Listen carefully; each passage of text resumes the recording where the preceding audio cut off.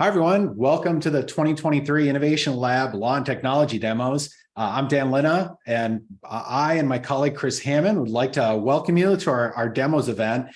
We've got 8 presentations and questions following those presentations.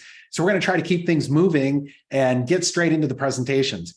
Just a little bit of background. Well, first of all, we hope that you will join the discussion about the demos and what you're seeing on social media.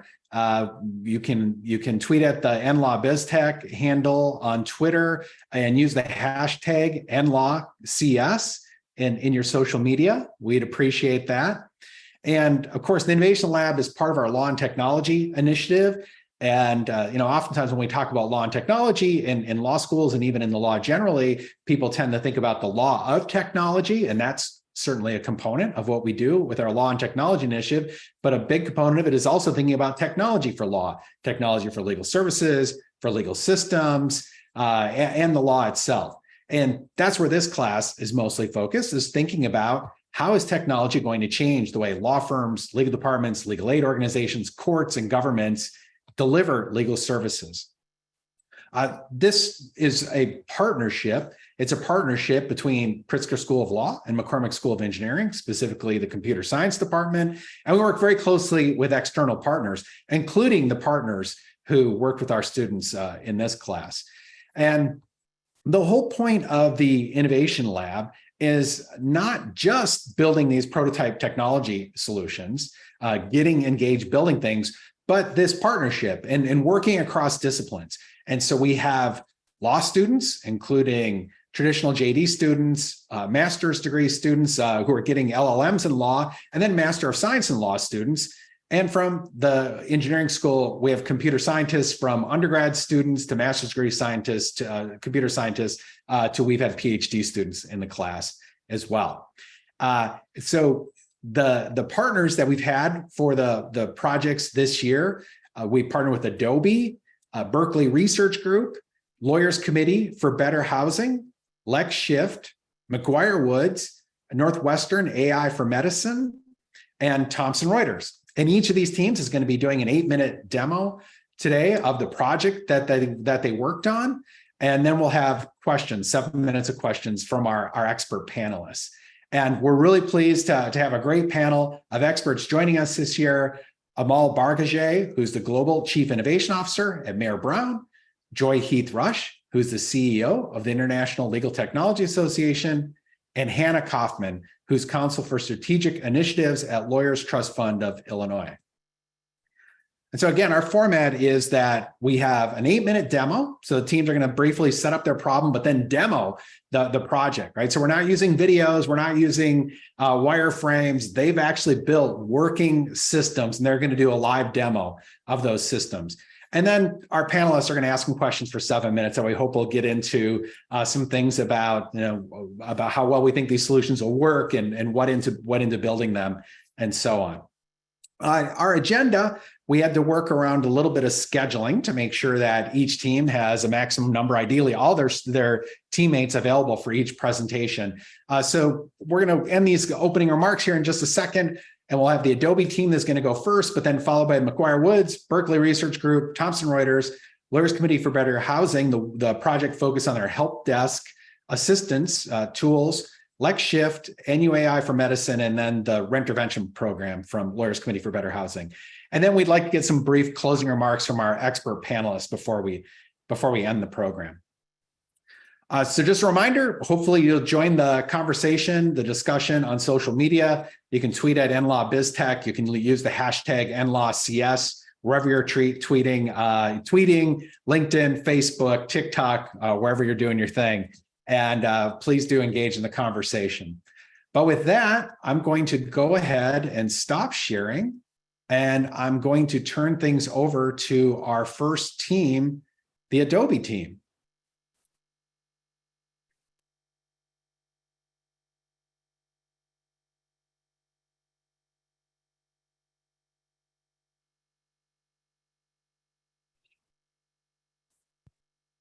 Hello, everyone. We are Team 1 with Adobe team.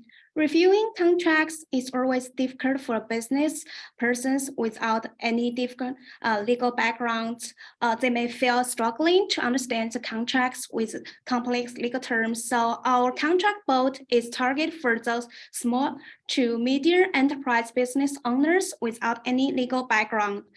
We are trying to help them to understand the contracts easily. No need for them to pay for the expensive legal fee. In the beginning, we started by figuring out what our project should focus on by looking at common issues that small and medium-sized business owners may face. We then decided to concentrate on purchase agreements after reviewing contracts from the World Commerce and Contracting database. Then we made prototypes to test our ideas and see what works well and what doesn't. Once we finalized the design, we built a web-based React app that used language programming and language model to analyze contracts uploaded by users. The app summarizes the contract, provide definition for legal terms, and lets users ask questions about it through the chatbot. This is why we are presenting Adobe Contract Bot. So our website is currently live and deployed by the Adobe team, and it works very, very simply. First, we upload our PDF of a purchase agreement. These are real purchase agreements. Right now, the text from the PDF is being converted into text markup, and we are making calls to the OpenAI API. As you can see, our contract is now uploaded. It's a basic purchase agreement between two corporations. There's 7 clauses: seal of product, payment delivery, inspection, defaults and privacy, confidential, and miscellaneous. And we have 3 core features as mentioned. The first is a quick and easy summary. If our user, the small to medium-sized business owner, in 1 minute wants a snapshot of the key clauses of the contract and the main terms, we can see it from this summary. For example, we know that's between Vino and EasyGoo. It talks about the purchase of 100,000 pieces of PopCats for the total amount of $330,000 US. It talks about the payment terms and the delivery timelines. And it also talks about what happens if something goes wrong. Now, if our business owner, small to medium-sized business owner, wanted to ask normal, natural questions about the contracts, like, as a purchaser, what am I on the hook for? Our solution allows us to do that as well. As a purchaser, you're on the hook for paying the total amount of $30,000 for 100,000 top caps. It talks about what happens in case of damage and indemnification. And it also talks about the delivery timeline.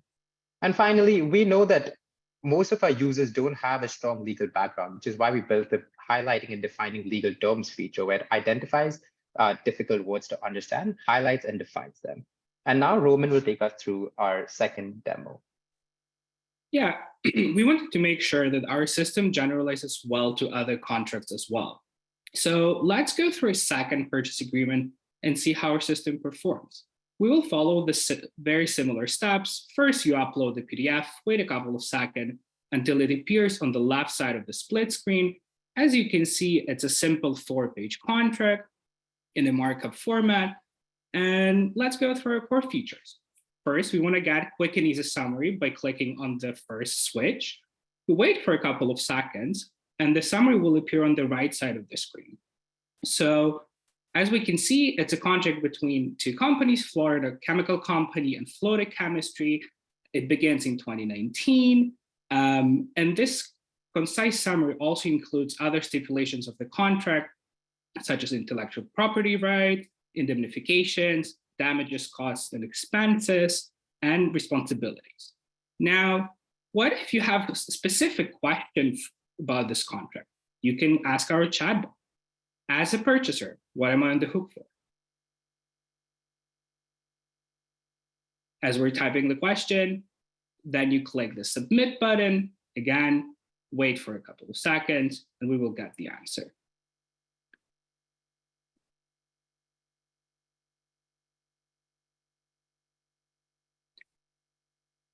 So as a purchaser, you're on the hook for purchasing the terpene product and paying specified prices. Now, if we have a more specific question, what are the governing laws of this contract?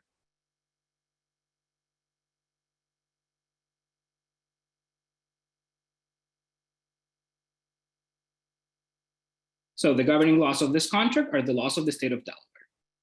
Finally, you want to get the definitions for the complicated legal terms, click on the last button and get those terms explained on the right and highlighted on the actual markup of the PDF on the left. So the important terms in this contract are representation, jurisdiction, confidentiality, termination, and severability. And now Sukhoi will guide us through our next step.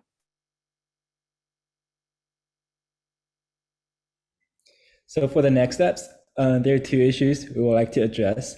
First, now we get the summaries and chatbot answers. How do we know if they're accurate? How do we trust them? We're going to tackle it by matching the outputs with the original text from the contracts or even from legal statutes and use those texts to support our answers. Then we come to the second issue. How do we know if the answer is what the user wants? How do we cater the answer to different users' needs? To solve it, we would like to fine-tune the language model, feed it with more dataset that contain lawyers' insights and business owners' feedbacks, and at the same time, find the best prompts to get the answers for different types of users. And this is our dynamic team that made this project happen. I'm Roman, this is Sid, Sukhoi, Tess, and Yuswan. Thank you for coming to our presentation, and we will be happy to answer any of your questions. Great job. Thanks, Adobe team. Nice job. Okay, Amal, Joy, Hannah, I'll turn the floor over to you and let you jump in. Oh, great job, team. This is Joy. You clearly were purposeful in choosing a B2B type of arrangement or type of product rather than a B2C. Why? So the current limitation of the system is that it can only process 3 to 4 page contracts. And so we wanted to focus on the shorter contracts that can still encapsulate the entire length of the contract.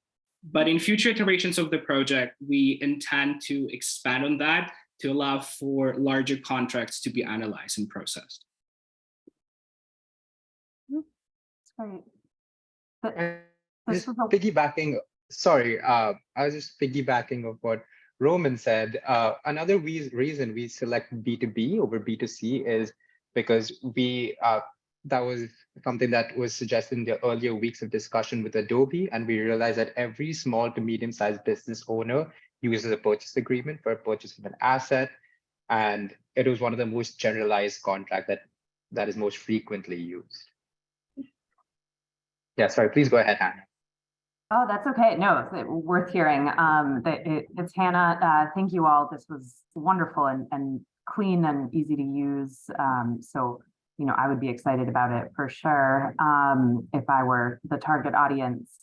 One question I have is, it looks like it's processing the contract in terms of what exists on the page. And I'm just wondering if you would consider also addressing what isn't there. So if there are key terms that are sort of standard for contracts that don't appear in the contract, if it would ever be able to flag those, and if that's something that you would consider in a future iteration.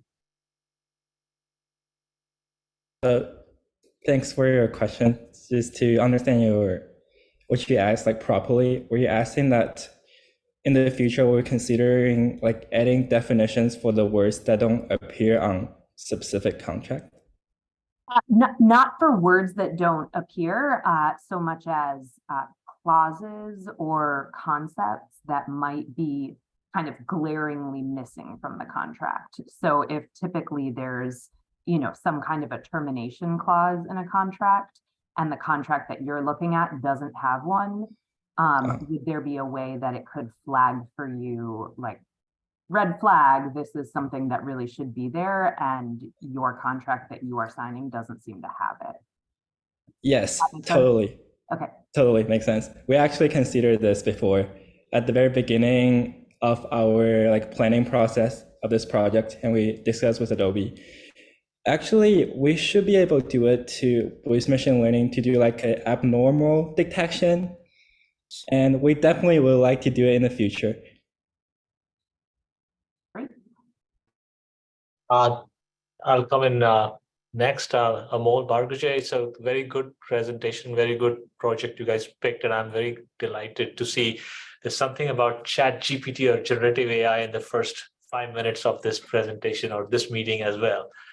So my question, I have a couple of questions. One is, did you guys, so this is top of mind for me in terms of hallucinations. Did you guys experience in your work the hallucinations that typically LLMs are experiencing? Did you have any experience of that, or your project was contained enough that you didn't encounter them yet? So, as we all know, hallucination is a big problem when it comes to LLMs, and ChatGPT can very confidently make up clauses, citations, and URLs and websites as well. So we did experience them, but to a very limited extent. And we experienced them when we were developing the chatbot, when we tried to test the limits of how far our chatbot goes and understand the contract. We did experience a few hallucinations when we asked it things in a purchase agreement about pop caps. If we asked it about purchasing, for example, shoes, it would confidently hallucinate about those sorts of things that are like outside of the contract. Okay. So what just to follow up on that, did you guys find a way to solve for that? Like if it starts hallucinating, because trust issue with the product is the biggest issue, right? So if your customers or future customers encounter that, that would be quite disastrous, right, for the product's trustworthiness. So have you guys thought about it? And if not, that's okay. And it's a new topic, so I don't mean to put you guys on the spot, but have you guys thought about it, or are you planning to think about it? Yeah, so we've had a lot of discussions both in our team internally with Professor Lina and Professor Hammond, as well as with Team Adobe, because liability is real. If our solution tells you something that's not true, that could be dangerous for the client. And we've tried to deal with this largely by positioning ourselves as a tool for you while reading the contract, and very explicitly not something that a service that gives you any form of legal advice. As for and then Yeah. Sorry, go ahead, Tessie. Because we just finished our user test with 5 licensed lawyers who have a lot of experience to review contracts. We do have meet that kind of problems as mentioned just now, and we found that maybe we need to the AI tool work efficiently may depends on how the contract originally drafted and how we answer the questions correctly by the our chatbot. And for the questions we answered from the chatbot, maybe for those because we connect to the GPT-3, and then maybe we believe that the GPT-4 maybe have more accuracy, which we are going to do for our next step and to make it work better for when we use the AI tool come into practice. Gotcha. Thank you. Well done. I have Just one to add last on that- question, because I know we're right at the end. Did you talk to Adobe at all about taking this to an integration with Adobe Sign? That would be a very, very practical next step. So if we have a contract that it's in good shape, then people could just sign it.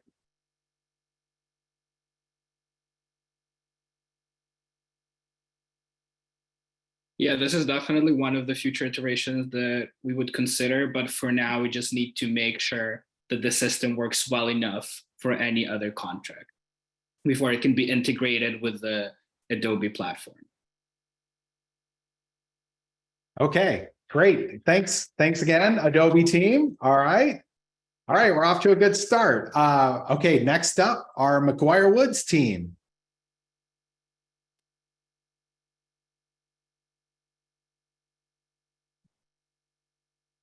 Together with McGuire Woods, we have developed the tool FD Analyzer. FDA Analyzer assists healthcare attorneys and other attorneys working with companies regulated by the Food and Drug Administration in answering FDA compliance questions. Imagine a large pharmaceutical company is planning to purchase a small pharmaceutical company that has had a few documented listeria outbreaks. The attorneys for the large company are tasked with determining the likelihood they will face liability and risk enforcement action from the FDA if they purchase the smaller company. Warning letters, which follow inspection letters, suggest there is risk. However, attorneys may review both in answering the question. Currently, these attorneys use the FDA website to research FDA compliance questions. The FDA website, as seen on the next slide, makes this research unnecessarily time-consuming and ineffective in providing clear, relevant results for search terms.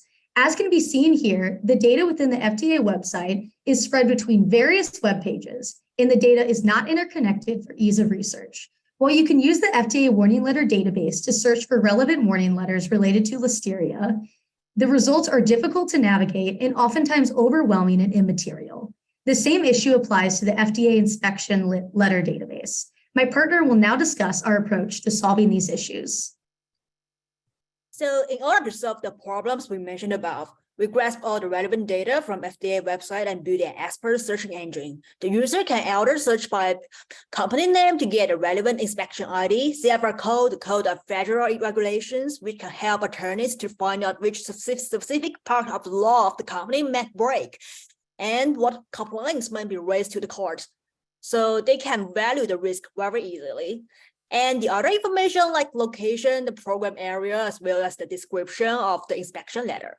Or they can use a term to search and get a statistic about the number of the warning letters, the CFR rules, and the other enforcement actions the FDA takes. So let's show the demo.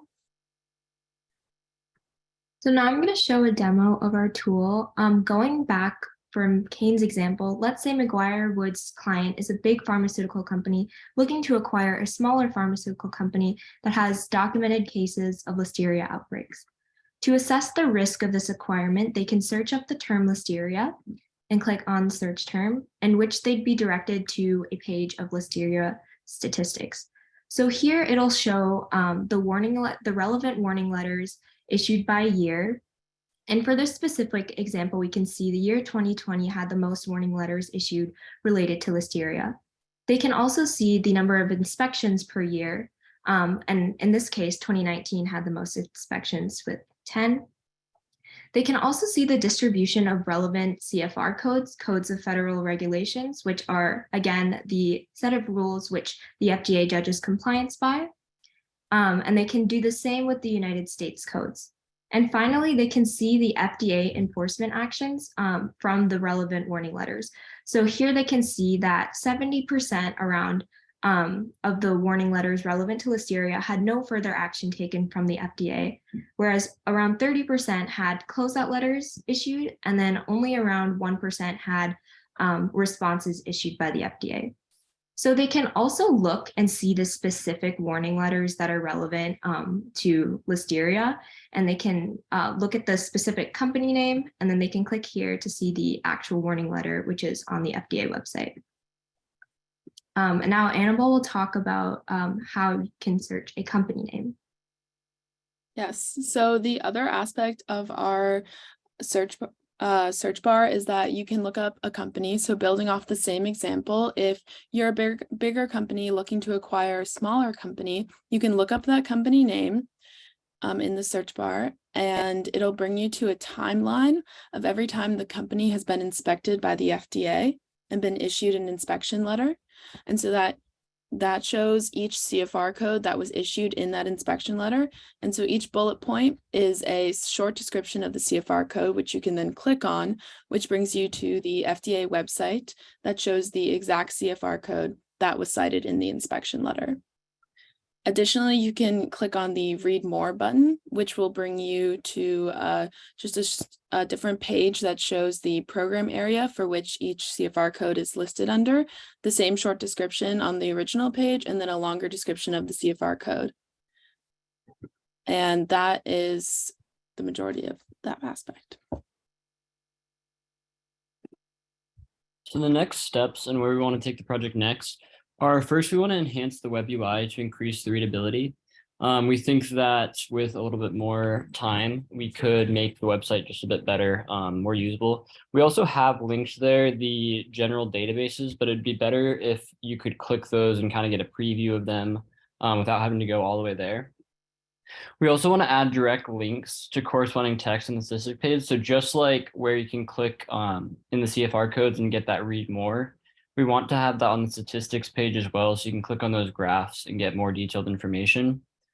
We also want to add the function to search by more categories. So right now you can only search by company name and those kind of general search terms. We want to make it better to be able to search by CFR codes, USC codes, those kind of things. We also want to have more statistics. So right now we're passing a lot more statistics than we're displaying to the HTML, just because our project was so focused on gathering data on the front half. So we gathered a lot of data, but weren't able to display it all. And so because of that, we want to be able to focus on displaying more of that and then also predicting more instead of just like displaying what's already out there. We want to try to get some predictive statistics using machine learning. And then the last thing is, as I said, the beginning of our project was very focused on gathering the data, but we didn't actually get real-time synchronization. So as new letters are added to the FDA database, they're not added into the database that our project uses.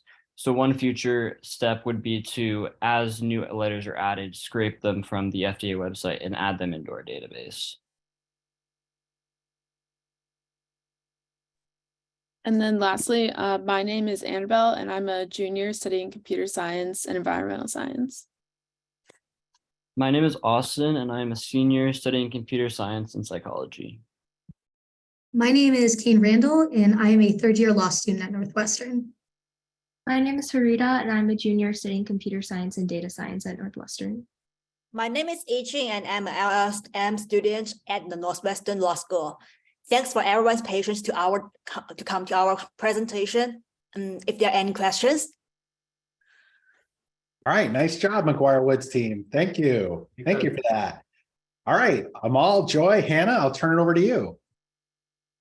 Sure, I can go first. I have a burning question. I'm just kidding, but very good work. I love the data you guys have pulled together. This is the holy grail, right? Going to a website and pulling it all together. You already answered one question which I was going to ask about future predictive statistics. I love that. Have you guys considered? So one thought that came to me, and I have not bought companies, so I'm probably not the best person to ask this, but when I do shopping, I like to see what else, right? So do you guys think you could be able to say, if I'm a company buying company B, show me also what would be my, what would be, how does company B versus C versus D? So buying 3 companies and picking the best one out of the breed. I'm just suggesting that would be a cool feature. If I were a purchaser, I would be like wanting to compare 2 or 3 companies, putting them side by side.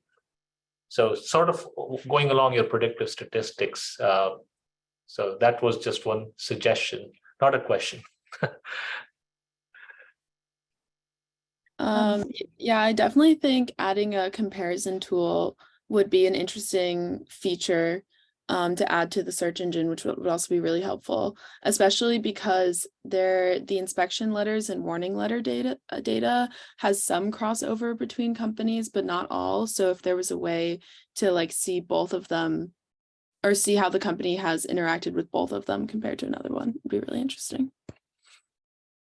Thank you. This is wanting me for you guys to get together with the contract bot people so I can ask contract questions about these as I'm going through. So there's a future enhancement. Does the FDA ever update, not just add, but do they ever modify the data that's there? Like, are letters removed, are letters modified? So you're talking about scraping new. Is there a need also to update the data for that purpose? Yeah.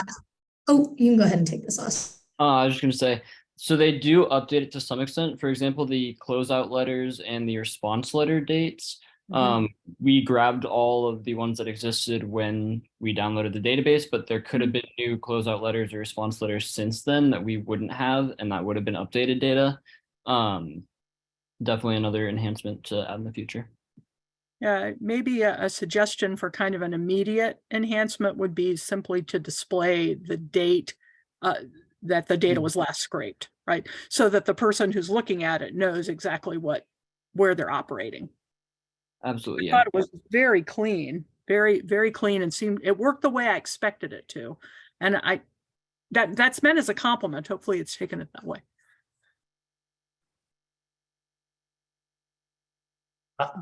If I may, Hannah, just to Go for it. the line of questioning that Joy followed, I had a follow-up question. You guys said you scraped the data, but is it because there was no API from the FDA website? Yeah, I assume that's the case, right? there's no API. It's actually exceptionally horribly kept. The only way to access archives past like 3 years is like the Wayback Machine, if you've heard of that. Yeah. Which is not a super great way of archiving. So yeah, there was a large part of our time was spent on scraping that and figuring out how to deal with their inconsistent schemas and all of that. Gotcha. Cool. Thanks. Yeah, this was great. I mean, you answered most of my questions in the sort of future enhancements section. I would love to hear a little bit more about your plans for the predictive statistics, because that definitely seems like the next frontier, especially with something that is sort of slowly and lumberingly maintained like a government website. So yeah, I'd love to hear more about that. Yeah, I can talk about that. So our biggest problem with predictive statistics at the current time is that the data quality is poor. And if you ask like any lawyers or anyone else, like given this data, how do you predict how risky it is? It's really hard for even a human to do that right now. So we're working on like basically the future steps for that are find better sources of data, combine in more databases and using those, like maybe grab data about each company and really like dive deeper. And then with the richer quality data, you can start using machine learning models to make predictions on that. Got it. And when you say other data sources and looking at the companies themselves, are you still looking at compliance with FDA requirements and those types of letters, but just going directly to the source or something else? I think you can go even a little bit wider than that. Like you can get general statistics on what size the company is, what area it operates in, I'm trying to think of other things, but just like general things about the company that like determine maybe companies with 500 people that work in the food service industry are just inherently very risky. So just the more data, the better, basically. Yeah, and is there sort of a centralized repository of that type of information, or is that? No, not Okay. as far as I know. I wouldn't think, but it seems like it would be useful. Yeah. Yes. Okay. Yeah, so I think basically like trying to build up that database of as much data from as many different sources as you can is the future of this. I think we have time for one more question. Joy, Amal, Hannah. So is the thought, who would be the person using this tool most frequently? Who have you profiled it for? Yeah, so we've been working with McGuire Woods, and they actually have someone who specializes into looking at FDA compliance, and they really focused us in on like what the large issues are. And right now it's just really like it's too much information comes out with current places you look, to which it's just a lot of wasted time sifting through. So basically we're trying to streamline data for them. So the user would be largely, well, probably people who focus on FDA compliance, but also even if you're working in like mergers and acquisitions and you're doing due diligence and looking into those questions, that would be our main user. All right, great job, McGuire Woods team. Thank you very much. All right. Okay, Berkeley Research Group.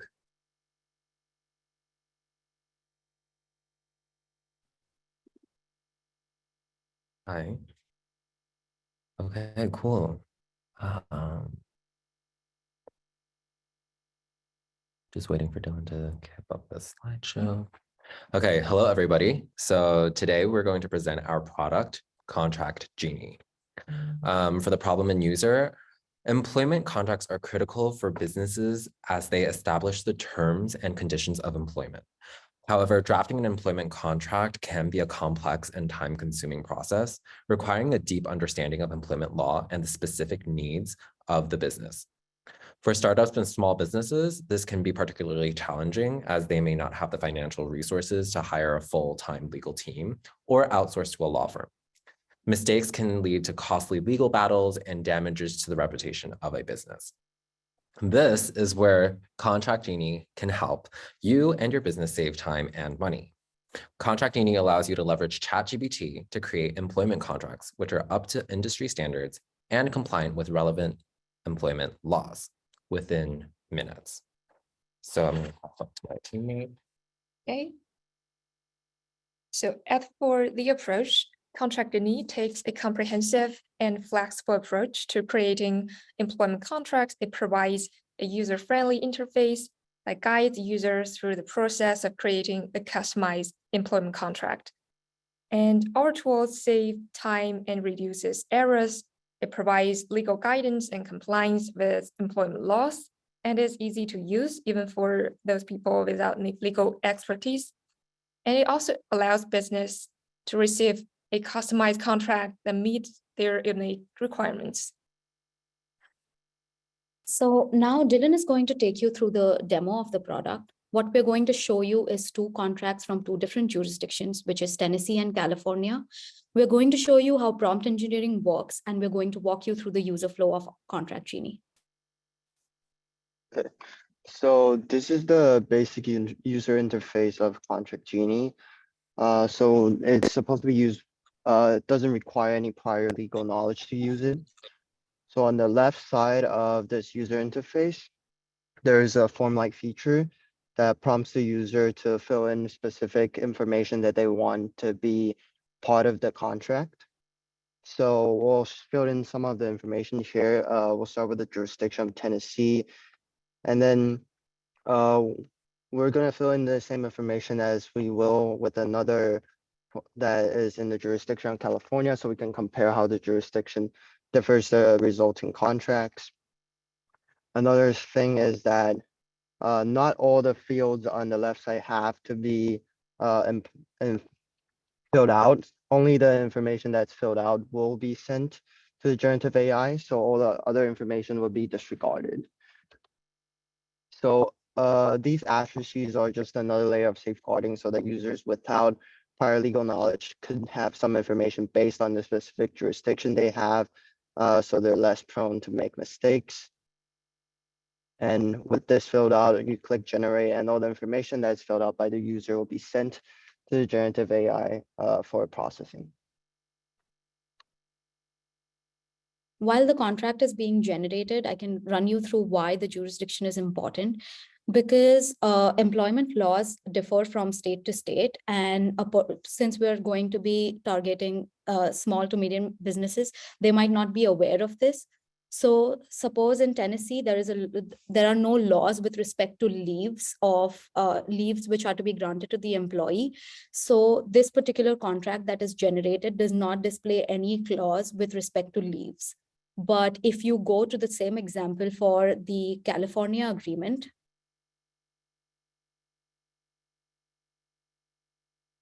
it will have that the employee will have up to 3 days of paid sick leave per year. So the jurisdiction clause just ensures that the contract which is generated is up to date with the employment laws of that particular jurisdiction. Okay, and I'll run through the last other feature that we have, which is to apply change to natural language. So of course you can, the user could directly delete or add any information in a text box, but if they want something more specific or abstract, they could ask it through natural language in this box here. So for example, currently the termination is allowed by both the employer and the employee. If I want to change that, I can ask it to change the termination clause so that only the employer has the ability to terminate the contract. And then this again is using the OpenAI's API. So it would send that information along with the current clause to change the termination clause so that only the employer has the ability to terminate the clause. Yeah, so that's the demo. Now I'll give it back to Smitty to talk about what's next. So the product is definitely a prototype of what AI and NLP softwares like ChatGPT can achieve. Presently, this model is untrained and limited to employment agreements. Training this model to your company's templates will definitely achieve better and more accurate results, and one can definitely expand this to include other contracts such as NDAs, rent agreements, etc. Another possible feature that can be added is contract management. Since the tool will be used to create the contracts, it can ultimately be used for its execution as well as handling and following the life cycle of the contract. During the early stages of the product design, we had also discussed that we would like the changes suggested by the user to be inputted back into the system in a way that the system is able to remember it and suggest it. So the tool can definitely be enhanced by this drafting assistance. Lastly, we definitely see the system being used as a clause bank. The clauses which are generated and finalized can be stored into the system and prompted as possible changes the next time any user is going to use the tool. I will now hand it over to Pooja to do team and the introductions.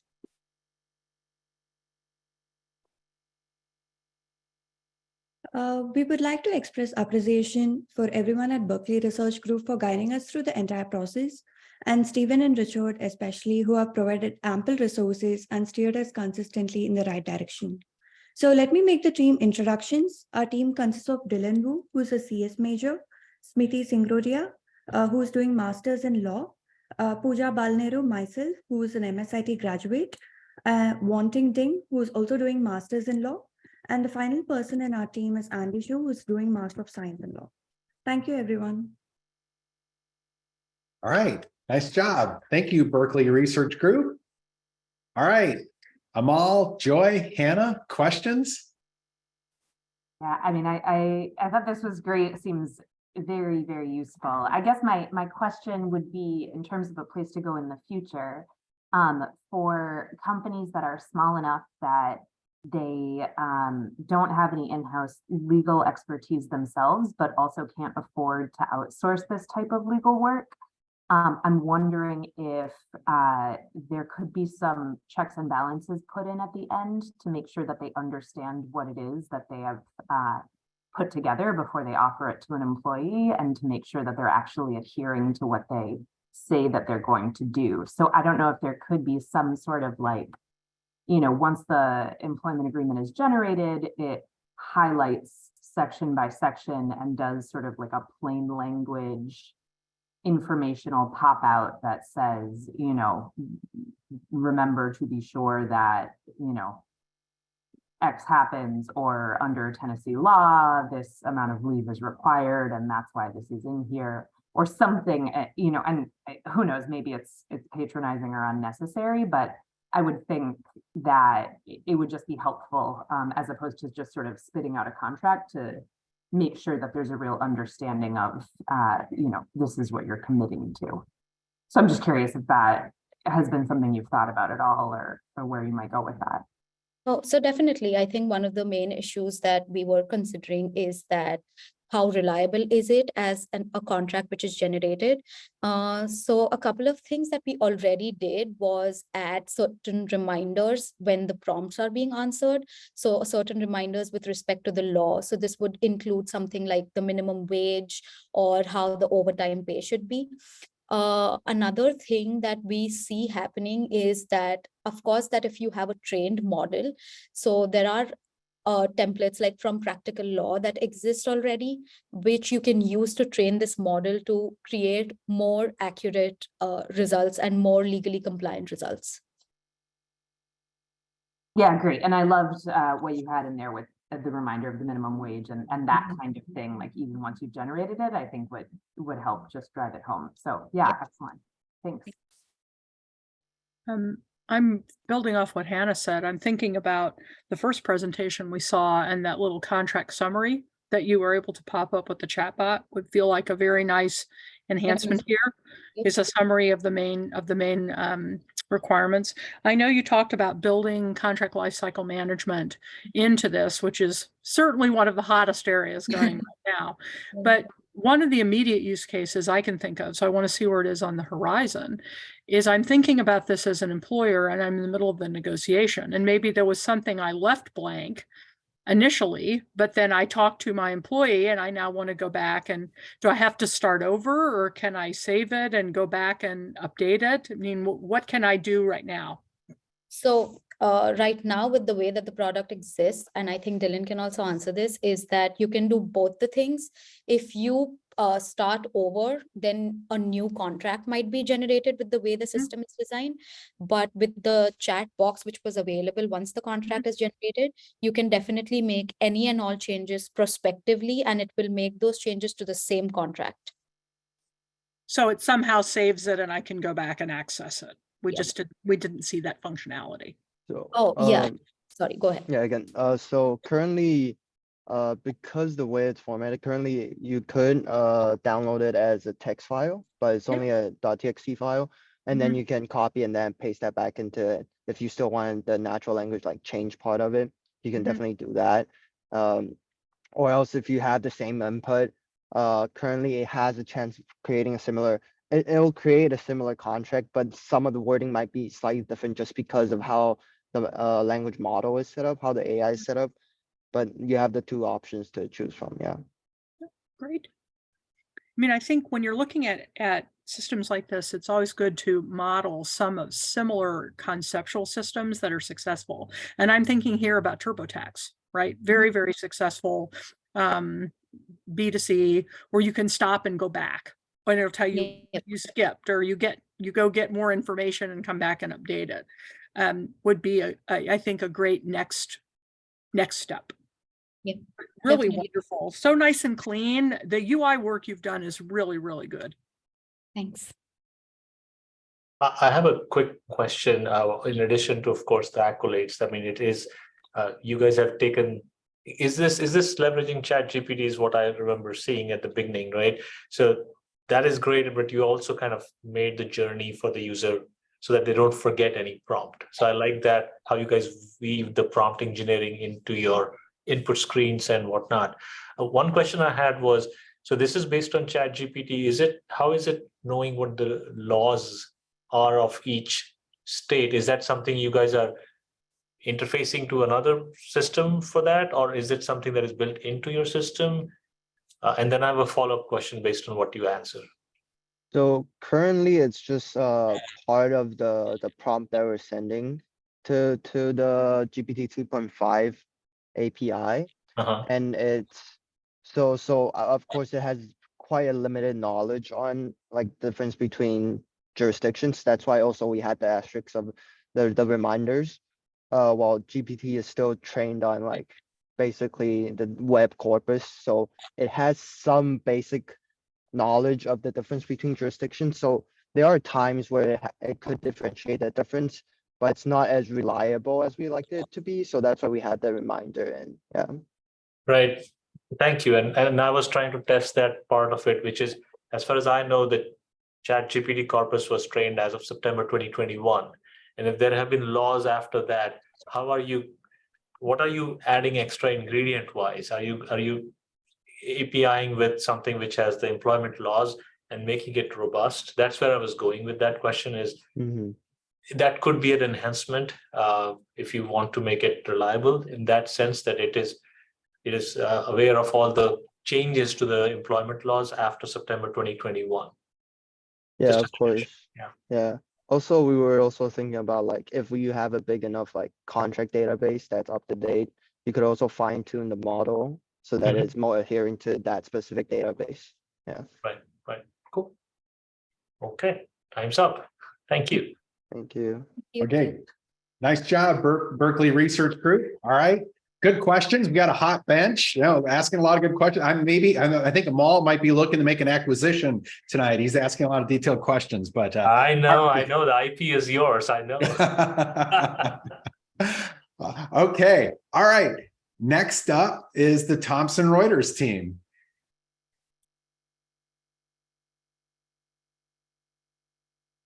Okay, hello everyone. Thank you for joining us today. We are the Thomson Reuters team, and today we're going to be talking about ChatGPT, legal reasoning, and prompt engineering. So just to start us off, I want to introduce what ChatGPT is and why we care about its legal reasoning ability. So I know we've kind of touched on this a lot during these demos, but ChatGPT is a natural language processing model that uses statistical modeling to generate responses to human prompts. And OpenAI trained this model using reinforcement learning from human feedback. And we care about its legal reasoning ability because this can influence our prompt engineering and how we interact with AI models in the legal field.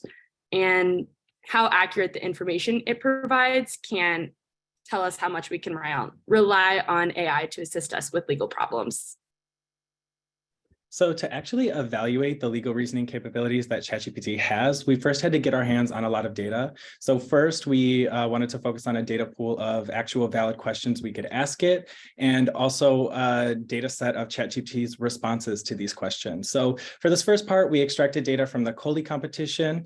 Specifically, it's task 4 in this competition that has to do with entailment. So there were given premises and hypotheses where for each premise based on Japanese civil code, each of these hypotheses would have been either true or false. So taking this data in our structured XML format with each of these premises, hypotheses, and its associated yes and no labels.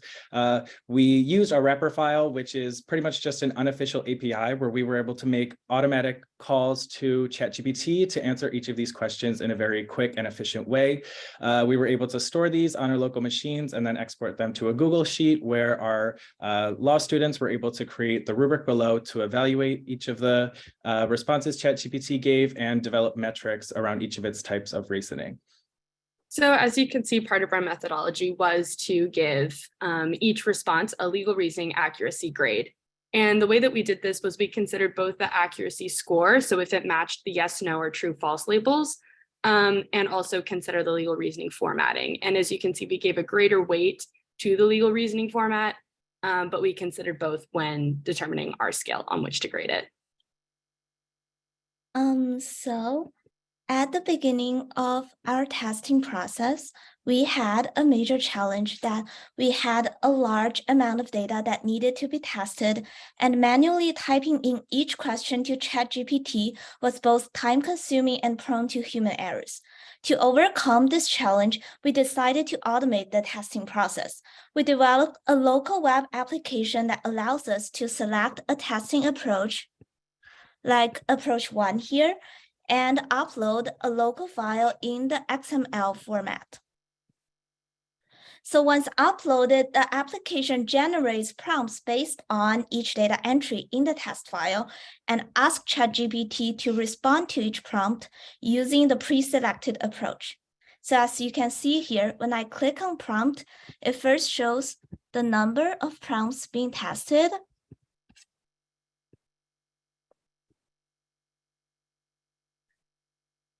then it streams ChatGPT's response to each of the prompts. So by showing ChatGPT's real-time feedback during the testing process, we can observe any changes in its performance as it tackles each prompt. Our application collects ChatGPT's answers and stores them in a local file, which can be easily imported into the Google Sheets for further analysis. So as you can see here, when the testing process finishes, the application will display the premise hypothesis data entries along with ChatGPT's response in this organized format.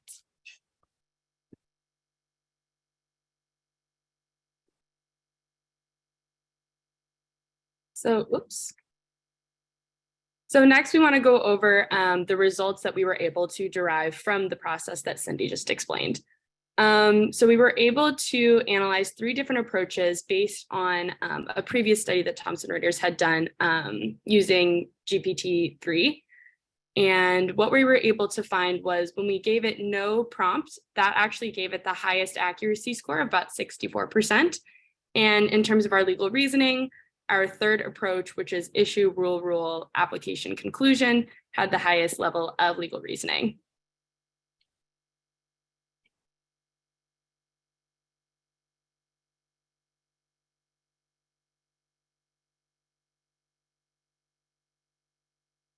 So another dimension that we used to analyze our data was looking at the different legal categories that were given by the Kali tournament and seeing how ChatGPT's responses differed from those categories. So as you can see, these are all pretty consistent across different types of law. And then we wanted to break down different types of property legal categories, and we can see that there's still relatively even results under different subsidiary categories. And the perception of difficulty that we were able to derive from ChatGPT is pretty similar to that of human beings. Yeah, basically we think general and property is more difficult for human beings, but the lien is only 2 or 3 black and white rule here. So it's more easier for all human beings. ChatGPT just have the similar result as we human beings think of the difficult. Then we also find the figure that when we didn't tell ChatGPT that this is about Japanese law, but it itself can figure out that background just based on the context. All right, so now I'm going to briefly go over some areas where ChatGPT can struggle, and one of those is its ability to use outside information. So here we have a premise that doesn't really directly answer or refute our hypothesis. It's talking about qualified legal capacity and what it means to be an agent. And a simple hypothesis, a minor may not be an agent. Next slide, please. So here we have our control answer, where it fails to bring in any outside information. ChatGPT correctly identifies that the premise does not mention minors specifically or provide any information about whether they may or may not be agents. So it just doesn't answer the question. However, under our first approach, it does bring in some general outside information. Again, it recognizes that it lacks necessary information and context to be properly evaluated, but then it goes on to say minors are typically not considered to have legal capacity. However, there may be some limited circumstances. And then in our second approach, it goes a step further and brings in a direct counterexample. It very bluntly says the hypothesis is false, and then brings in Article 96 of the Civil Code of Japan, says a minor may act as an agent with the consent of their legal representative. So from this, we can see that how you prompt ChatGPT can make a big difference in the responses that you get. And with that, I'll pass it over to Maddie. So our general conclusion is that lawyers are safe. The accuracy was so variable from what we found in analyzing ChatGPT that it's not considered reliable at this time for legal reasoning. So for future steps, it's worth mentioning that other models such as GPT-4 and BARD, which came out recently, can also be tested for their legal reasoning abilities. And thank you so much, right on time. These are our team members and we are open to questions. All right, nice job, Thomson Reuters team. Thank you very much for that. All right, Amal, Joy, Hannah, I'll turn it over to you for questions. Hi, yeah, I just thank you so much for this. I mean, it's definitely very relevant to, all of us who are working in the legal space and trying to figure out, what the strengths and weaknesses are of this tool as it evolves. So one question I have is, you mentioned that Thomson Reuters had a previous study and that, now you did this work, and I'm just wondering, will this wind up being published somewhere?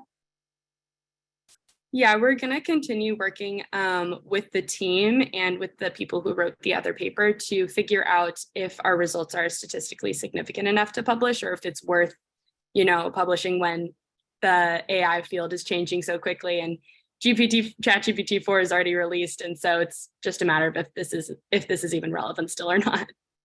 Sure. Okay, great. Well, thank you. A follow-up question to what Hannah was asking was, have you guys stumbled across or have come to a thought process of what could be done to improve the legal reasoning of this machine, ChatGPT? I mean, maybe it's out of the scope of your engagement. I completely understand. But while doing the exercise, did you guys run into something which gave a correlation as to, because I was trying to study the numbers you put across the screen, and it was consistently, if I may say this loosely, 60% is not industry. Nothing is going to, people are going to say, not good enough to use, which I'm sure my GC is going to be happy to hear that, my lawyers still have a job. But I'm just curious if you guys found anything which can improve the reasoning of such models. Unfortunately, I think GPT-4 shown significant improvements in conciseness and reasoning ability, but because it came out at the end of our project, we didn't collect enough data to present. But one thing to note is that we found different prompting approach can significantly impact the quality of its response. So in a way, you can think of the ChatGPT's response is a reflection of the prompter's intelligence or their ability in legal reasoning. It's reflected in the prompting, answering, and reprompting process. Yeah, and more than that, as just we mentioned that when we didn't tell it about Japanese law, it can figure it out by itself. So it's like it still can make some to figure out the rules, to figure out the background, figure out the context. So it's like for lawyers, if you are disciplined in some legal areas that you are not familiar with, it's still a good start to use ChatGPT. It can give you the basic rule to give you what's the legal area you are in. So still helpful for us. I will also add that it was very consistently getting some basic logical issues mixed up, things that anyone who's taken the LSAT would be very familiar with. For example, if we had a premise that said if A, then B, sometimes it would say that means if B, then A, confusing then with an equals, or not A, then not B. So it would be simple things like that, logical gaps, that anyone who would actually look at the language and the specific words being used would be able to recognize. And another issue that we ran into a lot is that it's not really sourcing things, right? It's not giving you citations to check on. And so when we talk about using ChatGPT in a practical sense for lawyers, a lot of the times it's as a starting ground, which might save them time with research. But one of the issues there is that you have to actually go in. You're going to have to cite any information that you use. And so when it's bringing in outside information, like I asked, like I described, the first thing you're going to do is follow up and look at those sources that it's saying. So in that regards, even if it's not giving you perfect responses, it can still be a very good starting ground. Agreed, and absolutely right. That is an interesting area of study, and I'm sure the educators are looking at prompt engineering as a course of study, I'm sure. So thank you. It would also be interesting to see how much reverse engineering could be done in terms of trying to figure out the sources of hallucinations. Yeah.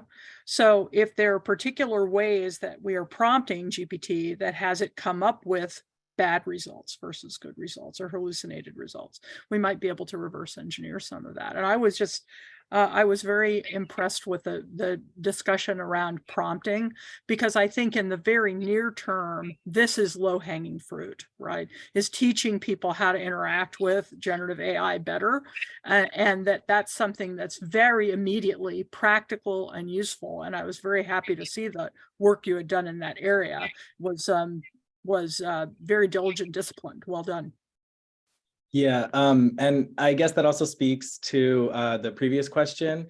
Something that I know OpenAI is working especially hard to work on is controlling those very hallucinations, which can explain why with ChatGPT's performance, or at least GPT-4's performance on the bar exam, shooting up from 10% in its previous study or in the 10th percentile to the 90th speaks volumes to how it will impact its reasoning in the legal field. And I mean, especially we noticed such a large amount of those hallucinations within our work and analysis of GPT's responses. So seeing how, regardless of those logical fallacies, just having a consistent knowledge base would work especially great for that, and also help people learn to use the tool better without worrying about that. And did you reach any conclusions about how much of the improved performance was from having better prompts and how much was from the cumulative learning of the model over your iterations? I mean, it seems hard to distinguish between those two in terms of what impact it has. So are you saying the increased performance from the different versions of GPT, or? No, from the iterations of your prompting model is where I'm coming from. I'm sorry, could you repeat the question one last time? I'm so sorry. Yeah. I think I'm not asking it very well. I was thinking about the slide where you talked about analyzing failures. And part of what you were analyzing in your failures is how the failure changed when the prompt changed, right? Mm-hmm. So there are two things happening when you're reprompting. The system is learning from you through your iterations, and the prompt is changing. Did you reach any conclusions about which of those was more important in terms of success or failure? Hopefully that was a better way to. That's perfectly understood, and I definitely could pass that off to one of the law students who had a lot of time to analyze all of those. Yeah, so one thing I notice is that sometimes you ask it the same question back to back and it will give you a different answer with nothing in between. So that's always interesting. And then it would also go on spurts where we get everything correct and then everything wrong. It wasn't, alternating. Seems like it was getting tired or something like that, which was also an interesting phenomenon to analyze. But as you saw, it was actually getting less accurate in our later approaches. I remember our control had the highest accuracy rating. But again, just looking at the quantitative stats isn't sufficient. You have to look at the qualitative, because if we look at approach 1 from my slide, it gave us general info, which I think would actually be better than just a yes, no. It said we couldn't come to an exact conclusion, but here are things you want to follow up on. And so I think that the qualitative analysis is really important here, and how you would actually use this in a practical setting.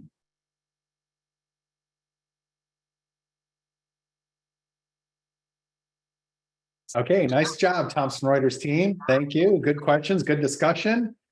All right, so next up, we have 2 projects with the Law Center for Better Housing. The first one, which is coming up next, is creating tools for the help desk to help tenants. And the Law Center for Better Housing help desk team, take it away.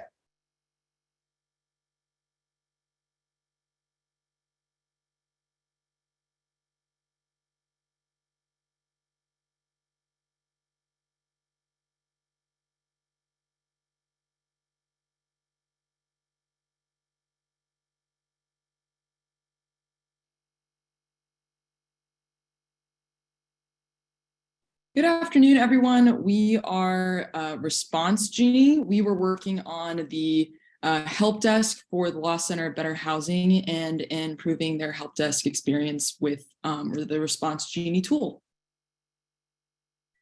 So the main users that we were thinking about when developing this tool was primarily the paralegals and the attorneys working at the Law Center for Better Housing that are using this help desk to respond to tenants' inquiries. But also we wanted to keep in mind the tenants themselves and how they would receive the responses to their inquiries.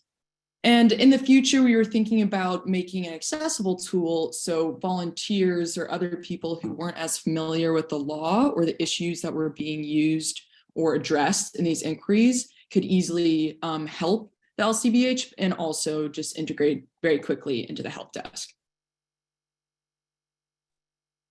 Yeah, so when we first met with LCBH, one of the most pressing issues they mentioned was improving the turnaround time between when a tenant first submits an inquiry and when they first receive a response from a staff member at LCBH.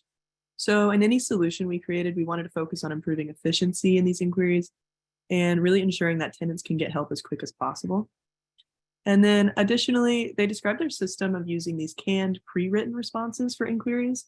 So it's inquiries that they see a lot of, like eviction or rental assistance, and kind of expressed a need for improving upon these responses and making sure that we have a system that can match what category an inquiry falls under, so tenants can get a canned response that's most applicable to them.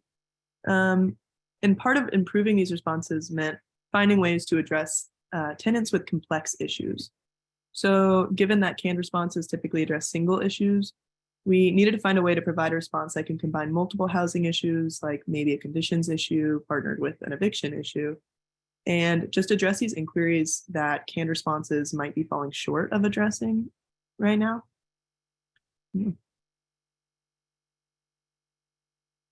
So our solution is Response Genie. Response Genie is an app that works alongside their system right now, which is Help Scout, their inbox-oriented system.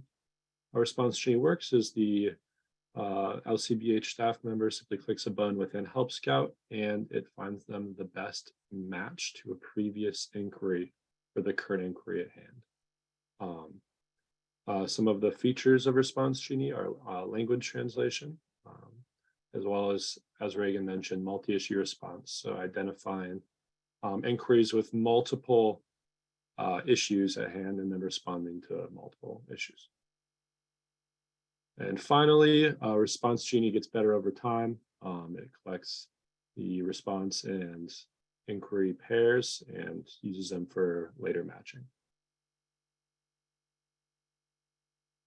Yeah, so I'll be giving a run through of the demo. This is the Help Scout page that the paralegals and attorneys use to answer tenants' inquiries. And one thing to know is that all the paralegals and attorneys shared one account, so they can see all the inquiries and help each other collaborate into a response. So here in the mailbox are all the inquiries from tenants. And as you can see here, there are 4 inquiries from the same person, and we'll go into demo 1. The first demo here, we have the user's inquiry is serve 10-day notice to vacate. So this is an inquiry about eviction. And on the right-hand side is our app that links to our app. And if we click on Response Genie, it opens up to our app. And on the left-hand side here with the most recent inquiry, the inquiry is auto-populated, which is the eviction notice or eviction. Here we have the translate button, which is only useful for non-English inquiries. As mentioned, we get a lot of, or the LCBH gets quite a bit of Spanish responses or inquiries, so that would be helpful. And for this case, you can just click on generate response. After a second or two, a sample response will be generated. It will match the top 5 responses that our model thinks is relevant to the question. And here's the category of the match response and the original inquiry, which is the 10-day notice. And as you can see here, it says it's a 10-day notice and it's about eviction. So a paralegal might think this is good enough, and they can send the response to Help Scout. Once clicked, the page will automatically close, and it will automatically add a note onto Help Scout as shown here. And now it will be automatically copied to the clipboard. So if the paralegal or attorney thinks there's a good response, they can just directly place onto the response form and can send a reply directly. And as you can see, they can easily and quickly respond to the tenant's inquiry. As for the second demo, we have the user's inquiry of, can I sue my landlord for not fixing things in the apartment? Now, there's more nuance to this question because it involves suing the landlord and fixing something. So again, we will go to Response Genie, and we will have the all population, and we can generate response again. Yeah, after a second or two, we get the generated response. And as we can see here, our model is able to detect that this is a two-part problem, which is about landlord and questions about fixing things in the apartment. And here we have a lot of resources that we link to. And if an attorney thinks is good enough, we can send help scout again. We have a note. And again, we can quickly just send to the tenant. Let's just skip to demo 4 for the last one. So demo 4 is an example of an inquiry that's in Spanish. If I am a LCBH staff member and I do not know Spanish, I would usually have to get someone else to do this question, but with Response Genie, we can simply hit the translate button there. It will automatically detect the language being used. We can now generate a response. And then once we have selected a response, if we click next, for example, sure, harassment, it will have a generate response. We can then click translate to translate back to Spanish for the tenant. And we are ready to send that off.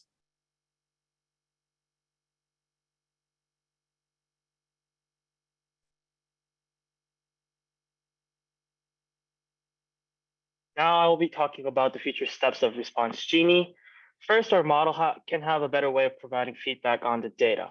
As you saw in our demo, the users of the Response Genie select a response among the multiple options provided by going through the carousel. However, even though our model collects the inquiries and the responses, it does not have a way of taking into account the selected and non-selected responses. Since the selected responses are likely to be better responses or responses that are preferred by the users, we can come up with a way to provide feedback to these responses through analyzing the metadata. Next, we can improve the accuracy of the language translation feature. As we demonstrated, our model has a language translation feature, since some of the clients of LCBH might prefer to inquire in a different language besides English. However, the legal field is an area in which the smallest nuance in the language can result in a misunderstanding. We can improve the accuracy of our translation feature for LCBH's non-English speaking clients. Finally, we can improve our model itself. Even though our model is robust and generates great responses, there's always room for improvement by using more advanced techniques. I know we're out of time here, so we just want to thank you so much for listening, and we'll be happy to answer some questions. You can do the introductions. Okay, I just didn't want to make sure Yeah. we're all good. My name is Grace Egan, and I'm a 2L here at Northwestern. I'm Jack Denzer. I'm a computer science student at the undergraduate school at McCormick. Hi, I'm Kyle John. I'm studying computer science at McCormick. Hi, I'm Reagan Innocent. I'm studying computer science at Weinberg. I'm David Chung. I'm studying computer science at McCormick. Okay, nice job, Law Center for Better Housing team. Good job. Okay, questions? Amal, Joy, Hannah, you're up. I can ask the first question. So first of all, very interesting. Love it. I had a couple of questions for you guys. So first question is, where I saw that you can respond to an email.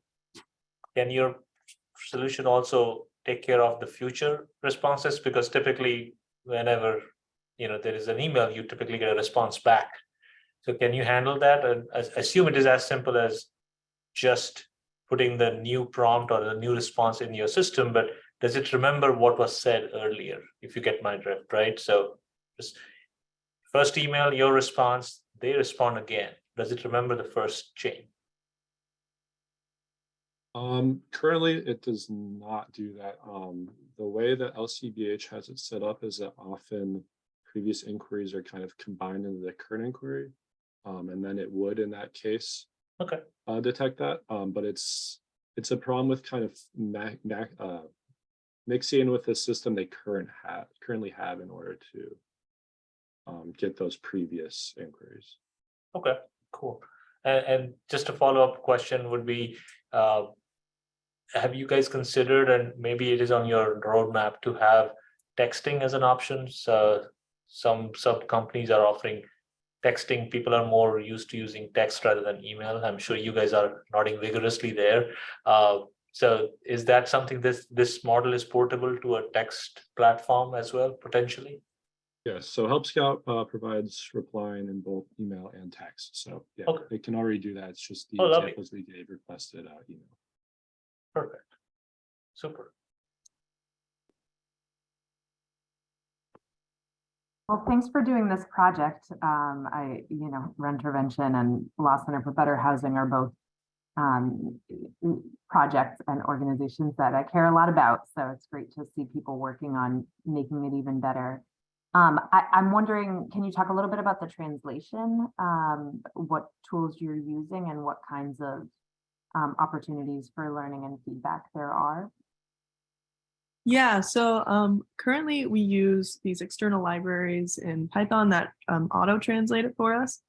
We're hoping to maybe improve upon it or test upon it in order to maybe translate different languages, not just Spanish. Right now, there's a little bit of a problem in detecting languages outside of Spanish, so we wanted to make sure that any responses they give is actually a language that would be helpful to them. But I think part of it would just be improving our model as we get more Spanish data and more languages or foreign languages in general. So yeah, I think down there. Great, yeah, that's helpful. And then I'm just wondering, sort of behind the scenes, how is the matching happening between the canned responses that I assume already are drafted and being used by LCBH and the inquiries that you're actually receiving? So it's a machine learning model called a K-nearest neighbors model. It basically gives each word in every inquiry a value based on how often it's used, and words that are used less often get higher values, and words that are used more often get lower values that are not as important. And it then matches up the words between their current inquiry and previous inquiries. And we just have enough data from their previous conversations that this works pretty well.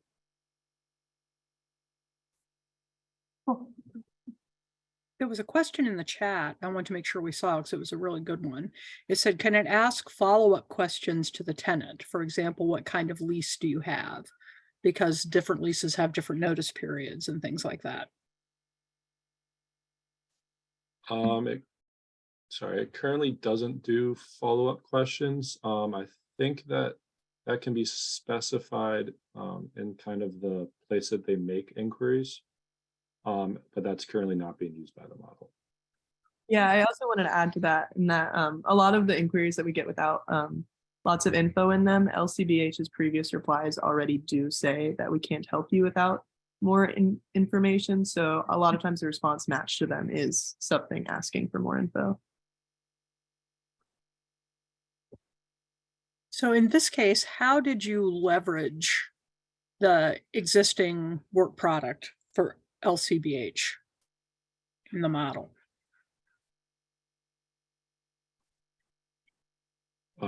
That's what the model is being trained on, is all of their existing conversations, and that is also where we're actually getting the responses from. We're not generating the responses on the go, because that would lead to all sorts of problems. We're actually just using responses that they've already made, already verified are good responses, and just matching it to a previous response. So it's easier for them to use it again.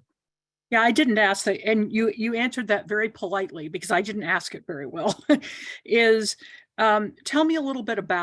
Tell us a little bit about how you made decisions. Like, did you cut it off at a certain time? Did you point it only at a set of responses that were most common?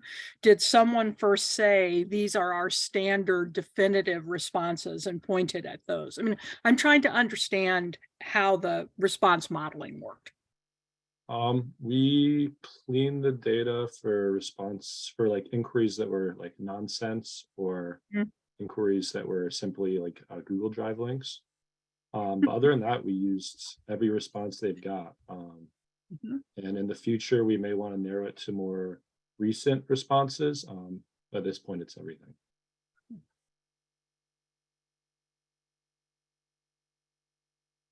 think we have time for one more question. If there are any more questions. Yep. I'm just wondering, you mentioned early on about how some of these responses, the canned responses, would be used in the help desk. And then I think you said that some of them would be used directly with tenants. And I'm just wondering how you're using that with a tenant audience. So the responses, depending on how, we just wanted to make sure that the responses were going to be as accurate to the tenants that were asking a specific question, which goes to what Jack was talking about with the matching system. So every response that is sort of produced or copied into the help desk will go back to the tenant or the initial inquirer. So normally people who are facing eviction or other tenants, that's sort of how they're viewed in Help Scout and at LCBH. But it was mainly just to make sure that the ease of response, like as many of their questions could be addressed in one response instead of having maybe a follow-up ticket or somebody who'd be like, hey, that's not exactly what I wanted, and having to go through the sort of help desk, or as you'll see later, the chatbot sort of use at LCBH. So that was sort of what we were focusing on when thinking about tenants. Got it. I misunderstood. That's helpful. Thank you. Okay, nice job, Law Center for Better Housing. The help desk team, we have a second LCBH project coming up later on. Nice job. All right, Lex Shift, you're up.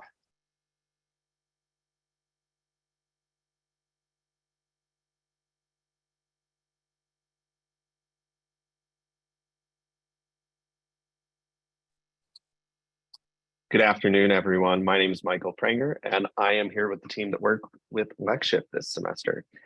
I'd like to begin by sort of setting the scene for our scenario.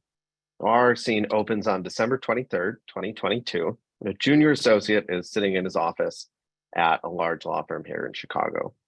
It's the mid-afternoon, and he receives an email from a partner he's been working with that says the 2023 appropriations bill has just been passed, and miraculously, it was also published very quickly. And our client, Boeing, is curious what implications this bill has for them.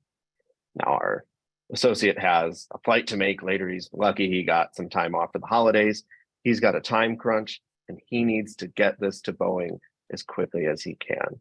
I'm going to pass off to David, who will tell us a little bit more about the problem and current solutions. Thanks, Michael. We found, a number of issues. First, user friendliness, and second, information overload.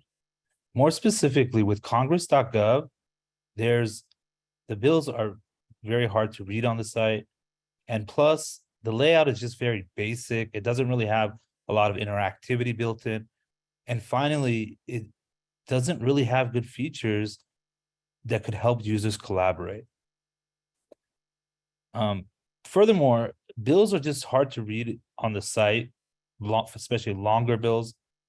The features for collaboration, again, are lacking, but alternatives like Westlaw and Lexis are also not that great. They don't have good collaboration features, and there's a slight delay with both Westlaw and Lexis compared to Congress.gov once bills are passed, processed, and uploaded. Now over to Eric for our solution. So what is the solution? What can the junior associate do? Well, in comes Omnibuster, an automatic legislation parsing and formatting site that we built. Upon going to the site, the junior associate will be prompted with entering some key information. The first would be the key that's given to them by LexShift. And then they would enter the Congress, the bill type, and the bill number. Upon searching, Omnibuster will go directly to congress.gov and pull, parse, and format that document. Because the appropriations bill is incredibly long, it does take some time, but it will look like this. The junior associate can then employ some keyword searches. Because Omnibuster is built on HTML, we can use Control F to search for certain things. For example, We can search for Boeing. Oh. And it takes us to here, this section, which talks about the safety of the Boeing 737 aircraft. The junior associate can then input a comment that discusses this, something along the lines of Division O, Title 5, 49 USC 44744. Consider safety enhancements on Boeing 737 aircraft. And you can save that comment. Now, after completing these keyword searches, the junior associate can then utilize the Omnibuster's table of contents feature located here on the left. Going through it, he might see something like Department of Defense as something that's relevant to his client. Using the collapsible sections, he can go through the document fairly quickly and eventually might stumble upon this section, Title 4, which actually discusses the V-22 Boeing aircraft.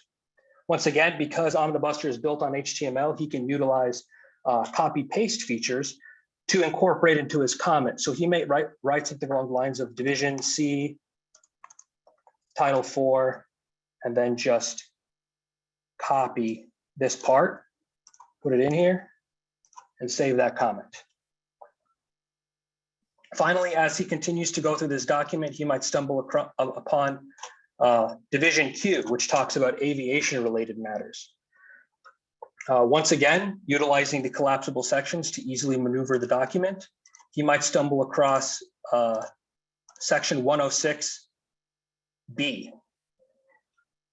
He can utilize the highlighting feature to highlight key information, such as this information right here, which discusses the creation of a special committee that involves private individuals. He can also leave a comment similarly to the other sections, something along the lines of Division Q, Section 106B may be considered for representatives. And you can save that. Now, once the junior associate has completely gone through this document and done his due diligence, he can then actually email the partner with the link to this site, and it will show all of the highlights and comments that he has made. And the partner then can take action accordingly with the client. I'm now going to pass this along to Madeline to summarize our solution.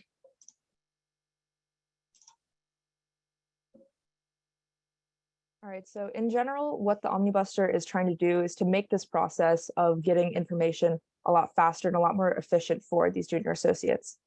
So we've added the features of commenting and highlighting, making it easier to make the most important parts of the text stand out and to leave notes that are embedded in the document itself. We have much easier bill search and a table of contents in which you can actually just click and it'll take you directly to the section, and collapsible sections and make it easier to scroll back and forth between large portions of the text. And then we just tried to make the overall thing a lot more readable than what we saw in congress.gov. We have the kind of lines that go down to show indents in the text that make it a lot easier to follow what's going on. And then I'll pass it off for Elena to tell us what's next for the Omnibuster. So building on our current user experience benefits, some features we'd like to add are context-specific definition pop-ups, subsection support within the table of contents, and live commenting where comments are linked to relevant bill sections. Technically, we'd like to be able to store our data on a relational database server, and that would allow us to add features such as user accounts for scalability when expanding to multiple firms and multiple junior associates and senior partners. We'd like to thank both our teams. So from the CS perspective, that's Madeline and I, Elena. And from the law school, that's David, Michael, and Eric. And we'd also like to thank our project partner, Jeff at LexShift. All right, Great job, LexShift team. Thank you very much. Okay, Amal, Joy, Hannah, questions?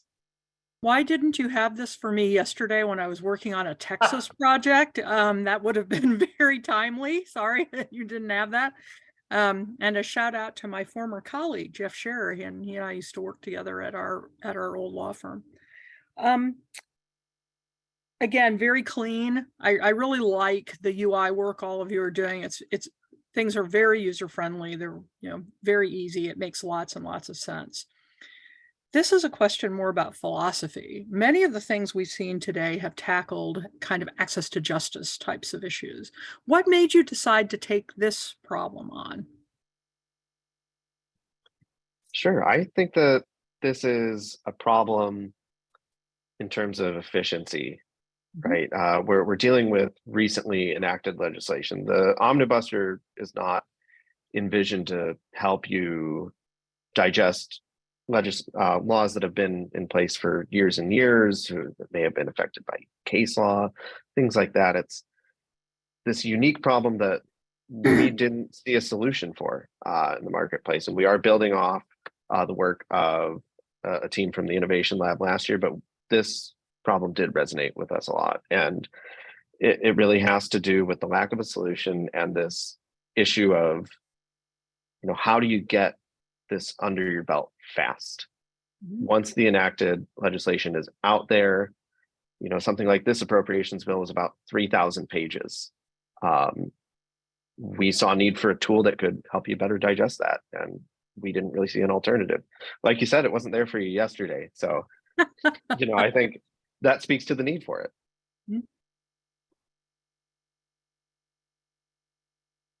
I have a naive question. So are these congressional bills not available in PDFs later on, or is the timing of the essence?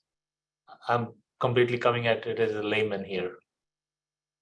The PDFs available are in print form. So essentially what it would look like if it was printed in a book. They've even been aligned right and left every other page as if it were to be printed out. So what our product allows you to do is put it into an HTML page where you can use all the same online web accessibility features that you would use on any other site that the PDFs don't allow because of the format they come in. Gotcha. Thank you. So the follow-up question, and thank you for that. And the follow-up question would be, so how can this be extended to other such opportunities? Is it easy with your architecture to extend this to other such sites? I don't know which ones those would be, but they assume Congress is great and they probably have other such sites where they produce other such material, which is not easy to read, or some other entities might be doing it. Can it be extended easily to other platforms or other such sites? I would say it's just a matter of if other sites have a compatible way of downloading their documents, because the way that Congress has it is we're basically sending an API call to them, and then they send us an XML file, which is organized, it has the document in sections and subsections, stuff like that. So I think if there were other examples of that were organized similarly, it would be just a slight change to the parser and that it would work for that too. Gotcha. Thank you.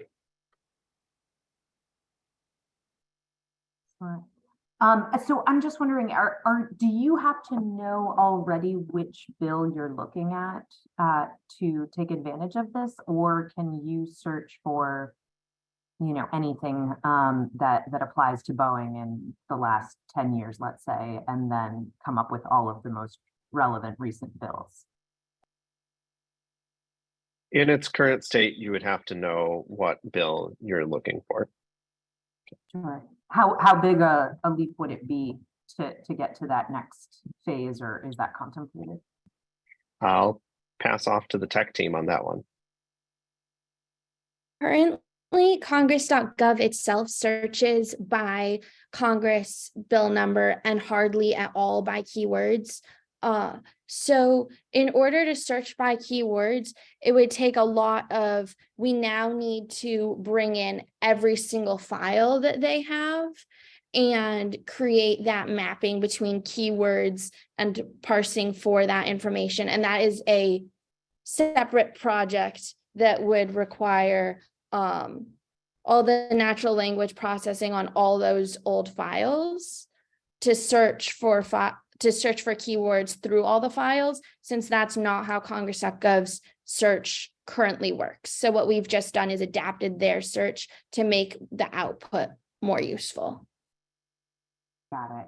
Okay, that's really helpful, and it's interesting to learn about all of the ways that they have created problems that then are hard to build on. So great job solving that first one. Governmental obfuscation. I wish I had looked for this when you showed the UI, so forgive me if you showed this. So often there'll be 3 versions of a bill. There's a Senate version, the House version, and there's a version that goes to conference and is ultimately passed. I'm assuming what Omnibuster does is deal with the final version that was passed, but do you have access to the Senate and House versions or to amendments, or is it the final version of the bill? I guess I could say, so yeah, ours is using the enrolled version of the bill, but I think there is a way in like the API call to ask for a specific prior version of the bill. It would, again, I think it was just not the biggest priority for us, but definitely in a future team, if they had the time to go change that to make it available to switch the version of the bill, it's definitely doable. Yeah, I mean, I could see as you think about future audiences for this, particularly organizations that do lobbying and associations are going to want to look at that to see what got left out of a bill that they have to lobby for and that kind of thing. Yeah, very helpful. I know the time is up, but one quick question. Is there the ability to collaborate? I know these bills are probably long and maybe the junior associate could use some help. Can the platform currently allow for multiple people to start commenting on different sides of the bill? So the way collaboration currently works is it takes the comments and it dumps them into a file, and the file is shared among all the users of this repository at the moment. So anybody who comments, you would refresh the page or regenerate the document, and you would see all the comments posed by all the users. However, because we don't support individual user accounts yet, and that's something we would hope to implement in the future, you can't tell who wrote which comment. There would be a date and time stamp associated with it, but adding that user feature and then storing comments in a table rather than a text document or a CSV is really going to help expand that capability in the future. Got it. Thank you. All right. Great job, LexShift team. Thank you very much. Good questions, good discussion. Next up, we have a project with our colleagues at the medical school with the Institute for Augmented Intelligence in Medicine. NU Medicine team, take it away.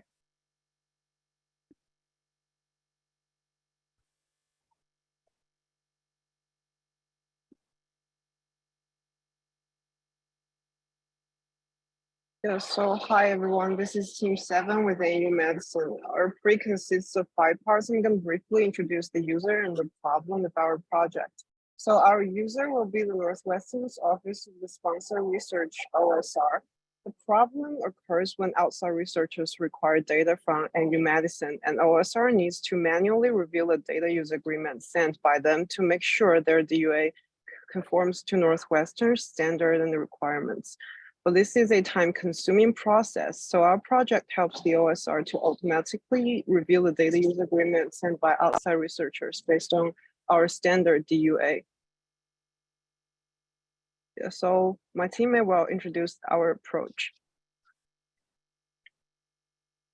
So in terms of our approach, data sharing is essential for making sure that innovative and life-saving research occurs in a fast and timely manner.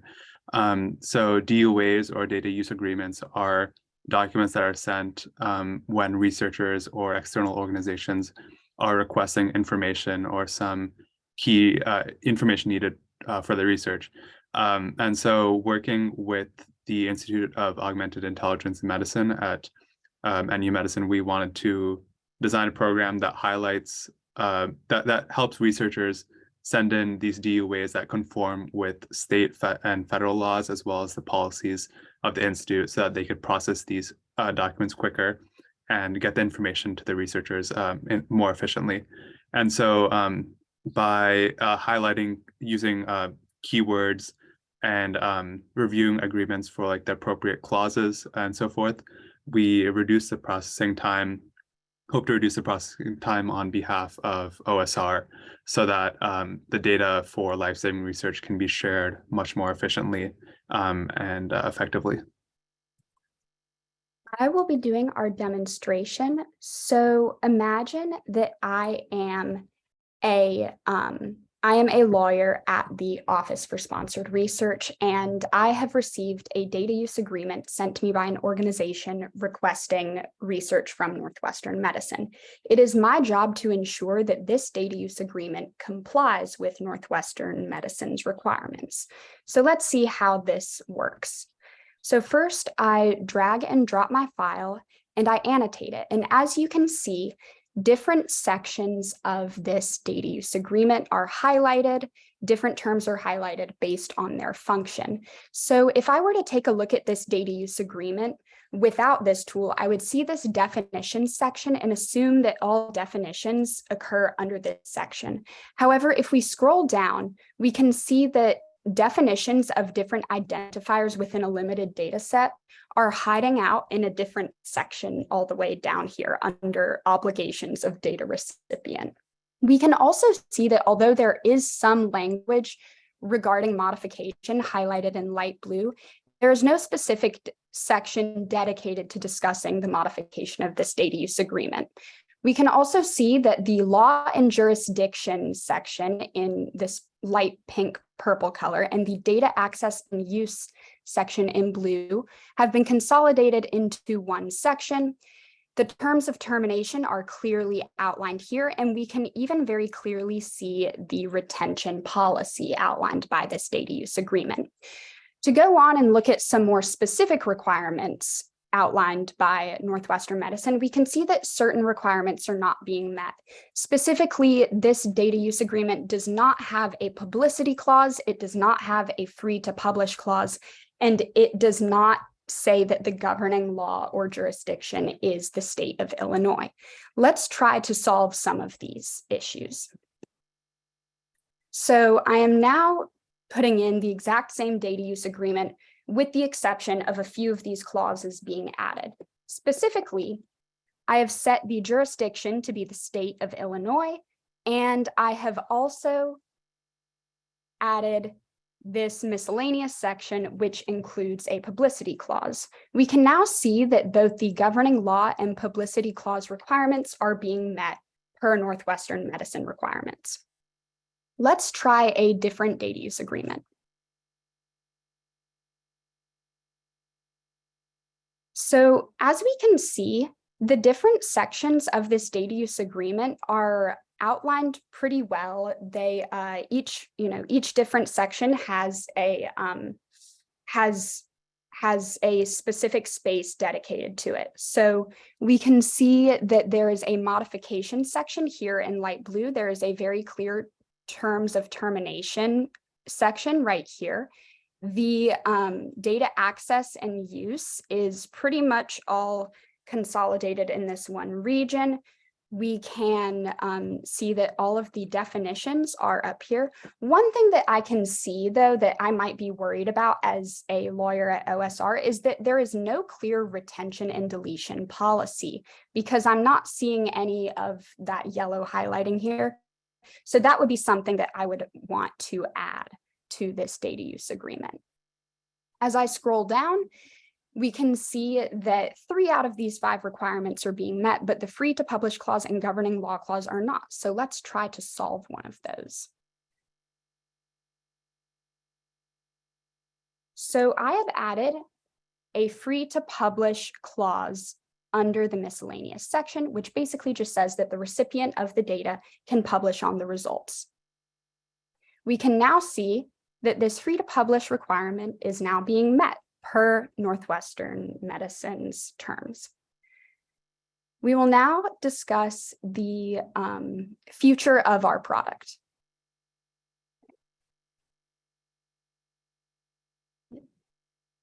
Yes, in the future, we will improve our system for 3 parts.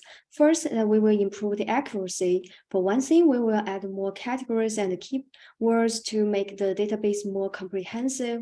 And then we will add more Northwestern specific requirements like the indemnification clause or the confidentiality. And the second, we will suggest preferred language to the researchers. Instead of just reminding them which part they are missing, we will tell them what's the preferred language. And the third part is that we will incorporate our system into an email system. So our system can send a feedback email to the researchers automatically instead of letting the officers to send them manually. Thank you.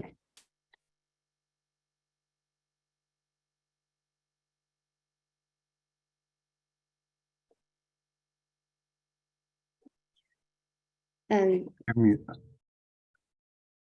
okay. Do you guys have introductions? Sorry, go ahead. Yeah, let me just briefly introduce my team members. So we have 2 CS students who are Jillian and Sharat, and also 3 law school students who are Chuxing, Wenxuan, and me. That's all for our presentation. Thank you. Okay, nice job, NU medicine team. Thank you very much. Good job. All right, Very Amal, nice. Joy, Hannah. Yeah, I can go first here. This is very close to home here. Since I'm from a law firm, this is something we constantly struggle with. So I love the fact that you guys are addressing this, and I'm very curious. So this is right now focused on the DUA or data use agreement. How much effort does it take to say create another document? Is it going to be easier or is it going to be the same effort?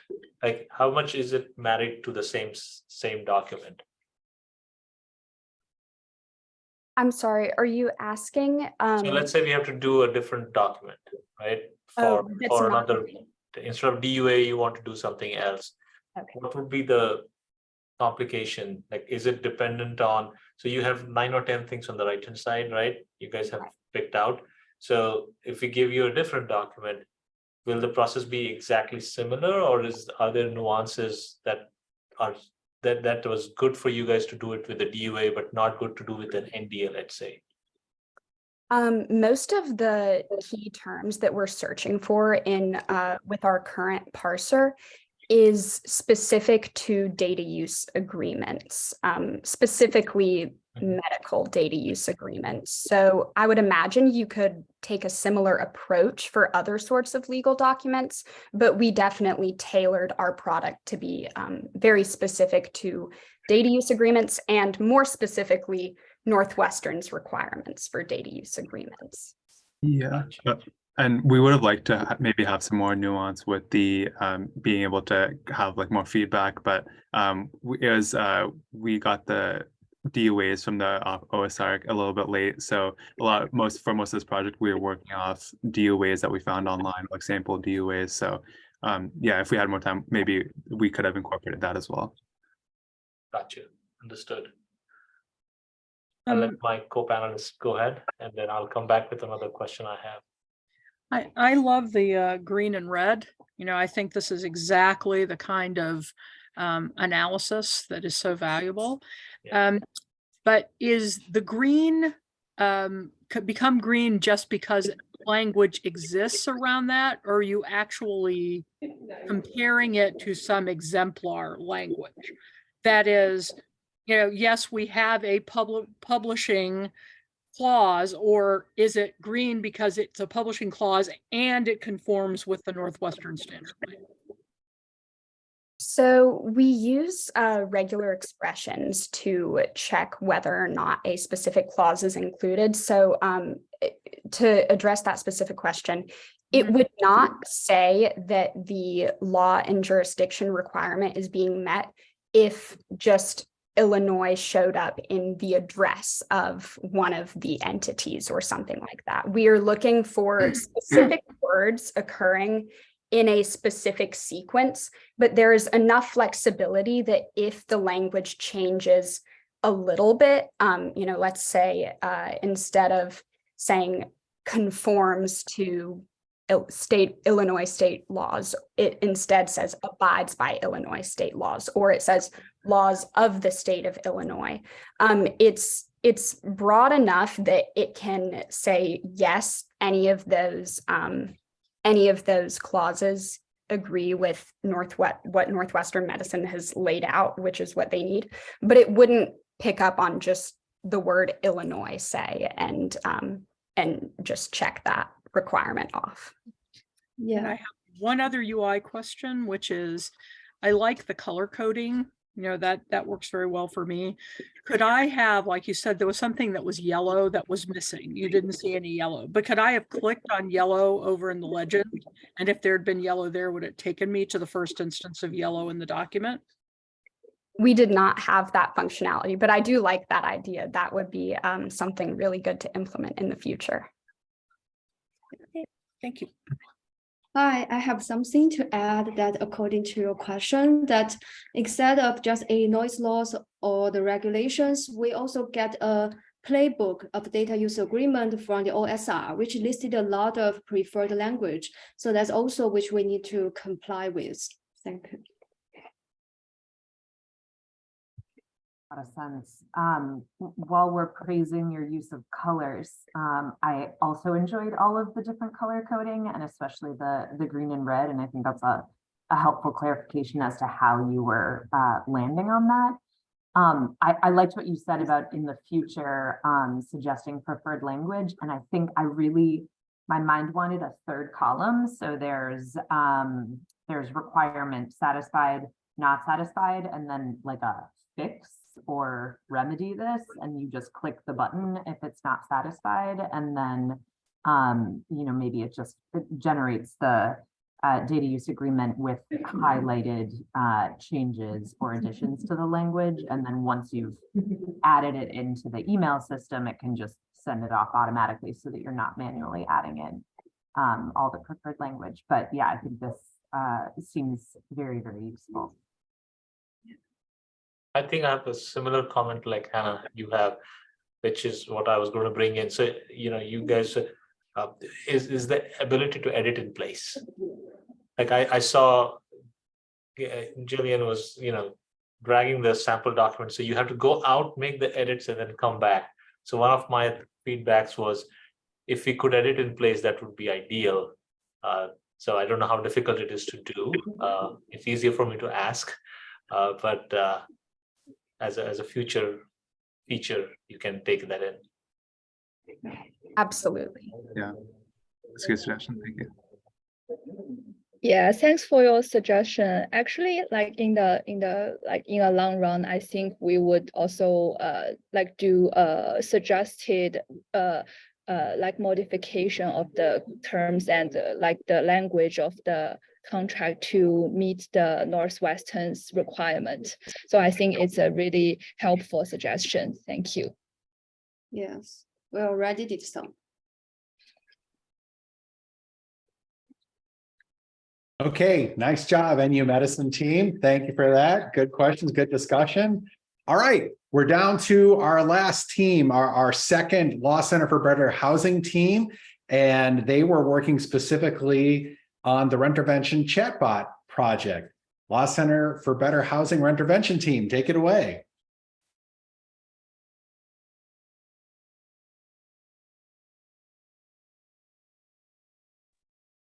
Hi, everyone. So our project was improving Rentervention's natural taxonomy. For background, Rentervention is a chatbot developed by the Law Center for Better Housing that helps Illinois residents receive information regarding legal housing issues. To identify our users, we did some basic exploratory data analysis to extract demographic information, which you can see in these graphs. Our users are predominantly Black African-American women in their earlier 20s to late 30s. So Rentervention does a great job with providing people with information that they otherwise wouldn't have access to. So throughout the course of this project, we aim to improve Rentervention so that even more people could get the help that they need. One problem that we tackled was that this chatbot was unable to accurately categorize basic user inquiries. These categories included issues like eviction, discrimination, housing conditions, and more. This failure to categorize appropriately resulted in the user either receiving information that wasn't relevant to their issue or being sent straight to the help desk with no information at all. Another issue is that after having a long conversation with the chatbot, it was unable to provide the user with the detailed legal information that they were searching for. So this could result in the user being sent to the help desk, even when their issue could have been solved if they had just simply received that information. Throughout the course of this project, we were able to rectify this problem through 3 solutions. First, we were able to train the chatbot to better recognize the user's intent so that it could better categorize the user's problem. This allowed the user to receive the most relevant information to their problem. Second, we created brand new categories that weren't already currently in place, such as homelessness, so that the user's concerns that were not previously addressed by the chatbot could now be given more relevant and specific information. Third, we started utilizing a knowledge base that connects users with articles that provide in-depth and specific answers to their questions so that they can receive the kind of information they were looking for instead of being sent straight to the help desk. Okay, so for the first part of our demo, we wanted to show you how we've trained Rentervention to better recognize the user's problems they're facing. Before our work this semester, in some instances, the chatbot would not be able to recognize what the user was trying to get help with. And this resulted in what's known as a no match. When this occurred, the user received a message that you can see on the screen saying that Rentervention didn't quite get what the user was asking and couldn't provide the user with the information they were looking for. So for example, when a user typed in homeless or stealing my eviction, this was considered a no match and the user was unable to receive any helpful information. We solved this issue by further training the chatbot by providing it with additional prompts that we generated by using ChatGPT so that the chatbot had more data to work with and can now better decipher what the user is asking about. With this additional information, the chatbot is now better able to recognize users' concerns. So now when the user types in what was previously a no match, like sealing my eviction, Rentervention can now recognize that the user has a question concerning sealing an old eviction record and can begin helping the user solve this problem. Expanding a little bit on what exactly these categories that were further created, such as homelessness specifically, we created in this category. And first of all, we trained the Rentervention bot to recognize the difference between past and future, such as I'm going to be homeless is still categorized as an eviction, as you'll see here, while I'm homeless is categorized within homelessness. And with that, building out this conversation, we created new realms of resources that are added on. So you'll see here, there are food pantries and soup kitchens, short-term housing / homelessness prevention.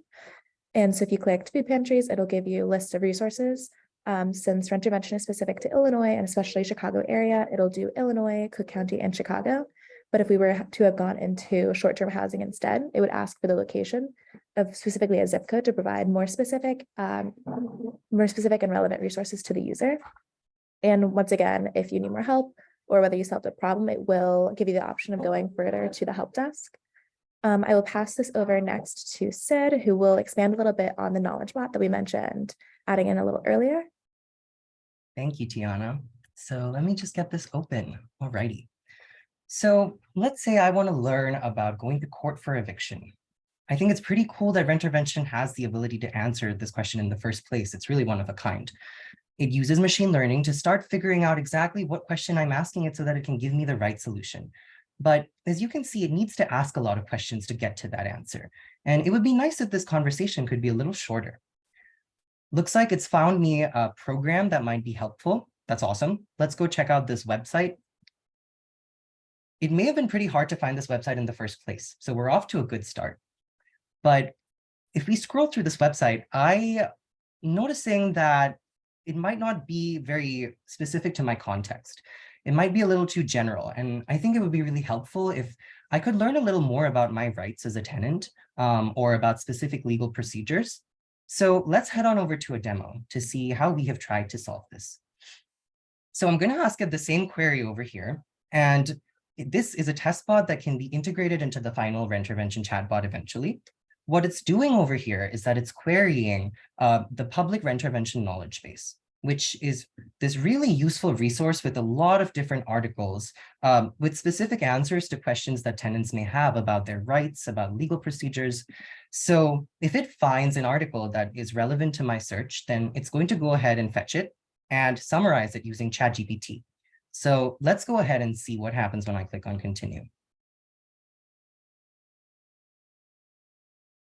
So it looks like it was able to find an article about going to court, and it's given me a summary over here. So as a user, I could read through the summary and see if it's answering my question, if I think it's relevant. And if I think it's useful, I might head on over to the link on the knowledge base and see what this article is about. And looks like it's got details about the exact procedure, how I might conduct myself at the court.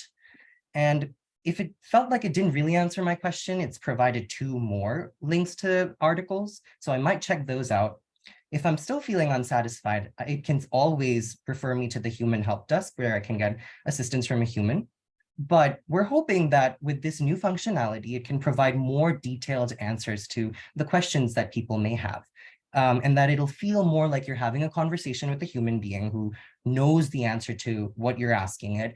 And also in turn, that it relieves pressure on the help desk so that the people going there are the ones who have really difficult questions with answers that really we might not have anywhere on a public knowledge source.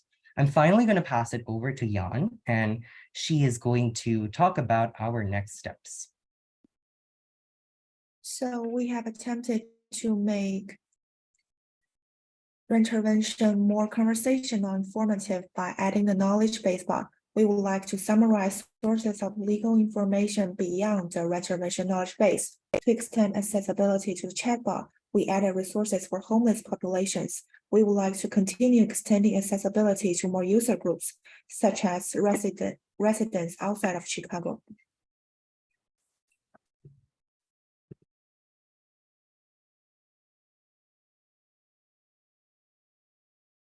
Looks like there's just a little bit of issues with the slides, but Well, we were just going to introduce the team that worked on this project. My name's Ashley and I'm a law student. And then we had Ian, who is an MSL, and Allison, Tiana, and Siddharth, who are computer science students.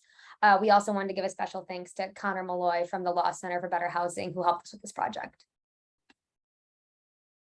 Okay, nice job. Law Center for Better Housing Intervention team. Thank you very much. Amal, Joy, Hannah, questions? This is very interesting, and thank you for sharing your work. I was curious what metrics, if any, you guys have used for the before and the after to measure. I mean, of course, the conversation is shorter. I get it. You can say that, and you can show that as well. But were there any metrics that you have used to road test this your work? right. So when we started out, we had this problem that the chatbot sometimes wasn't being able to categorize the users' questions correctly. So we have metrics about that because you can basically map that data to a spreadsheet and see how many questions are being correctly categorized versus incorrectly categorized. So from that, we were able to get a sense that not only by adding new types, but by also giving the chatbot more training data, it was being able to correctly classify those. There were some constraints to actually quantifying the performance because it's a chatbot. The data that we have on how it answered users' questions in the past was collected over a long time period, whereas we have been working on it for 3 months. So after that initial comparison of, oh, is it correctly categorizing it or not, we wanted to start assessing it more qualitatively because I think to do it justice quantitatively, we would need to work on it even longer and compile the numbers and kind of see how it's doing. Thank you. Do I understand properly that that this is in production? I mean, have you made these changes? Here, wonderful. Well done. Making a difference for people. Well done. Right. So this was a test bot for the knowledge base section, and we would love for that to finally become a product that can get integrated onto the website eventually. But the section that Tiana demonstrated for the homelessness clause that previously wasn't there is very much on the website where you can go now. And if you type in those questions, it will pull up new answers for you. Similarly, it is better categorizing the questions on the actual website. So a little mix. Some things have been added to the actual thing and some things are on production side. Yeah.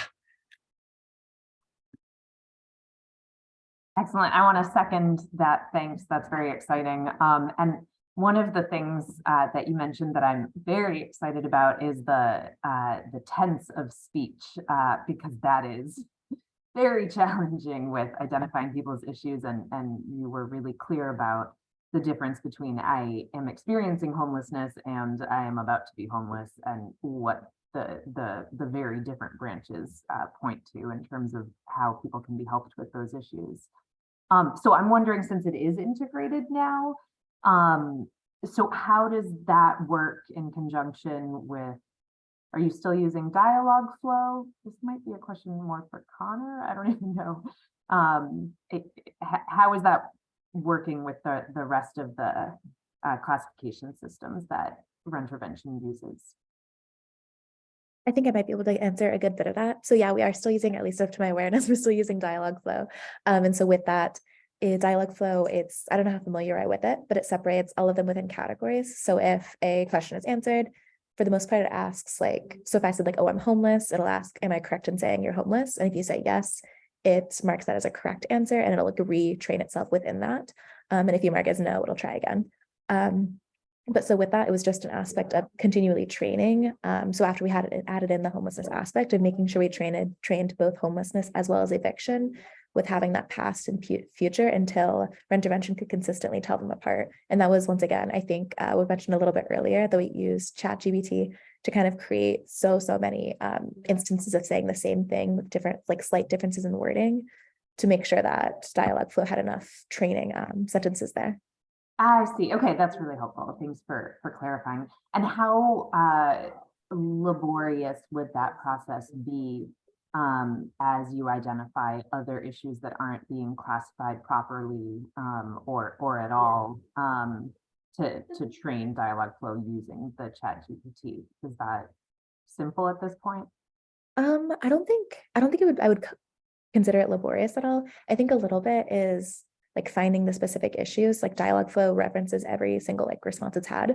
So like searching through them until you find the ones that are like kind of a little strange. But past that, I thought the most difficult thing was just finding, like asking ChatGPT can be very specific about things. Sometimes the way you ask a question changes the responses like a crazy amount.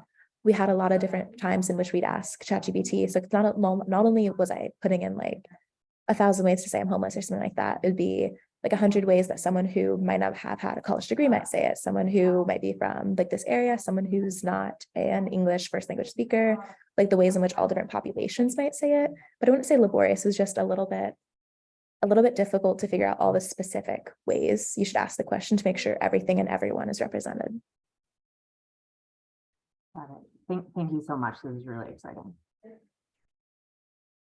How did you, I mean, we talked about kind of the length of the conversations, and that was a metric you could use to design to shortening. But you're dealing with a lot of clients who are in crisis. They may not feel comfortable interacting in this way, in the way that others might not in crisis.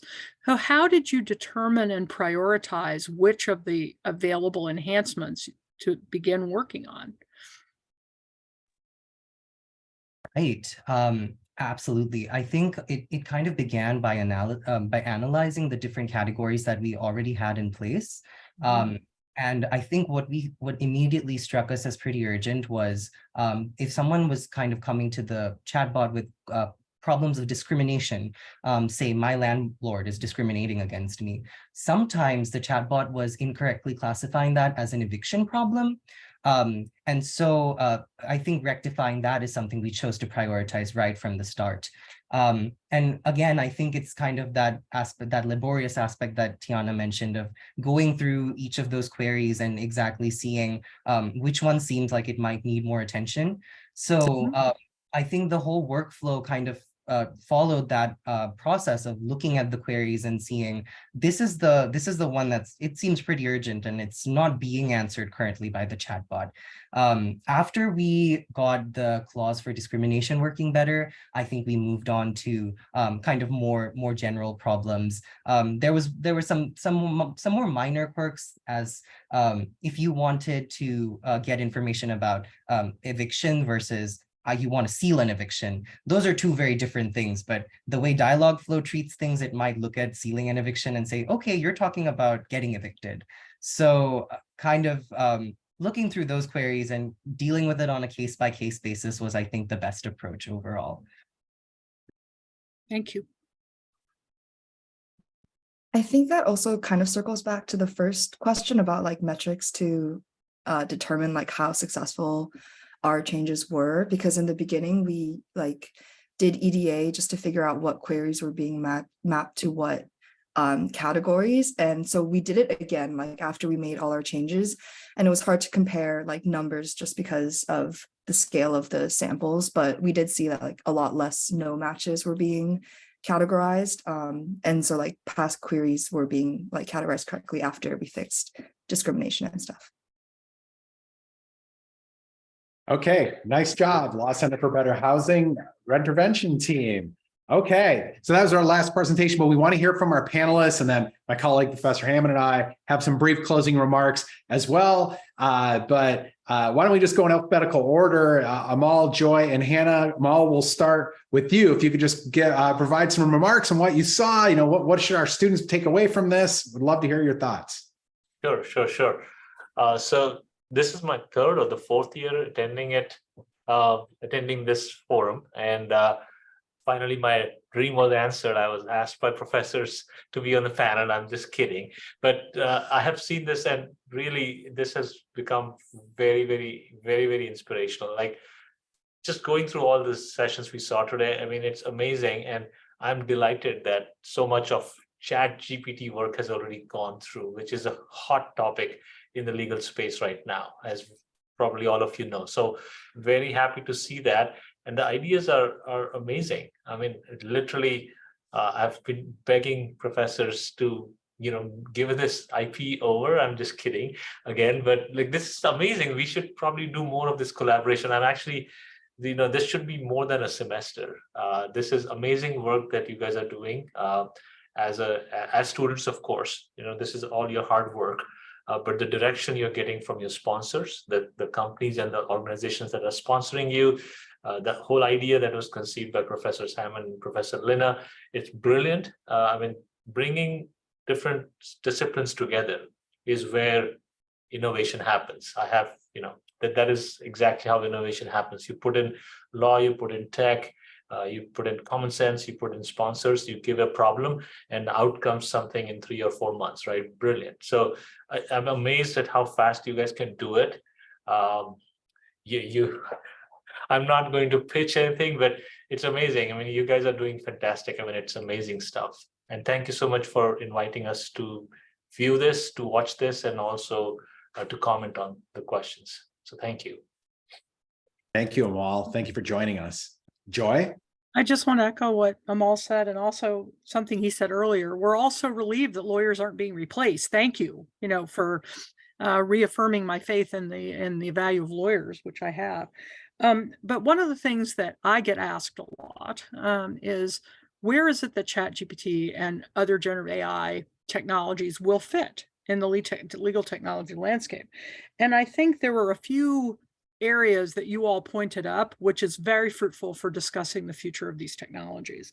One is in drafting, right? Just creating a better first draft of something to have a better starting point then lawyers can work on and make more sophisticated.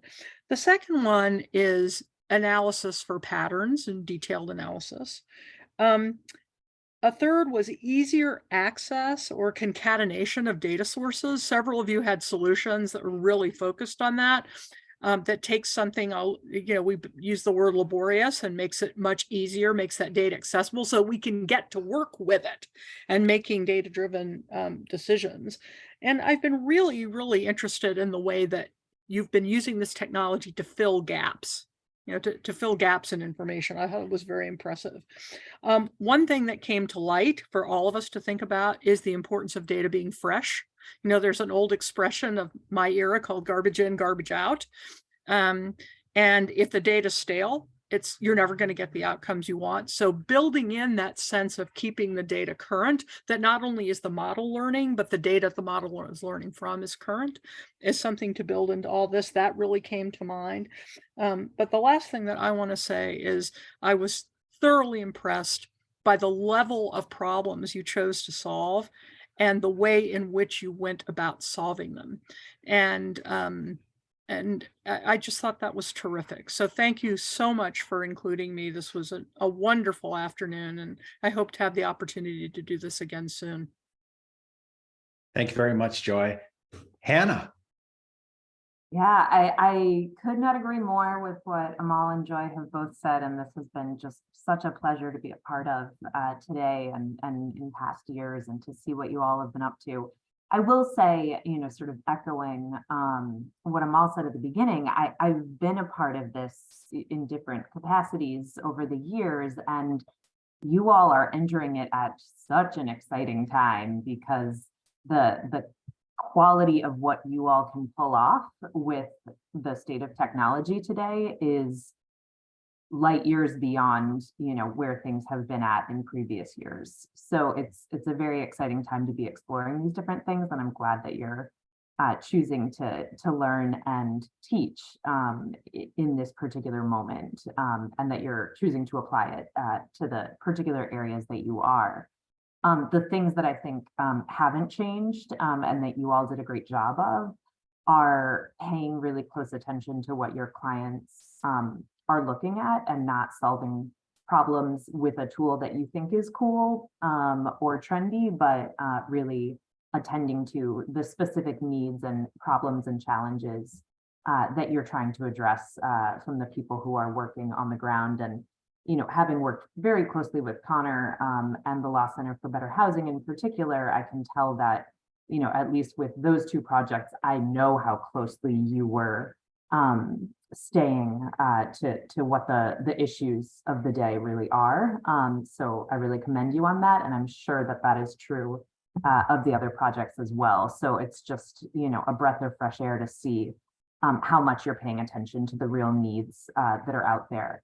And then the other thing that I just found really inspiring was most of the time I really enjoyed your project so much. And then by the end of the presentation, I felt like, oh, wouldn't it be amazing if you could do X as well? And then you had the next slide that said, next steps, and it was always there. So you're obviously thinking not only about the problems at hand, but how to make it better in the future. I know this is a crazy short amount of time to be working on such big projects, but it's clear that you have the roadmap in your mind for where to go next. So just want to thank you all so much. This was very exciting to see, and thanks for sharing all your hard work. Thank you, Hannah. Thank you for joining us and for your comments. As I said at the top of the show when we started, it's Professor Chris Hammond and I who lead the Innovation Lab. And Chris, I want to give you a chance to provide some remarks. First off, I just want to say thanks to the panel. Your comments and your insights were fantastic. To the teams, I could not be prouder of this class. I could not be. In particular, Joy, you would comment on, oh, that's really tight and crisp, and the interface looks really good. And for me, it's not just because they're thinking about the interface, it's because they're thinking about their user. They're thinking about the point. They're thinking about the problem. They're thinking about all the things you're supposed to be thinking about. And they across the board, these teams actually took seriously the fact that someone was going to use a piece of technology, not that it was going to be a cute and clever thing that you could have on the side. Joy, your comments really amplified that for me and reminded me about how far these teams have come in terms of not just embracing the problems, but embracing their users and building things that were for people and to make people's lives better. The other thing was the comment about access to justice. Even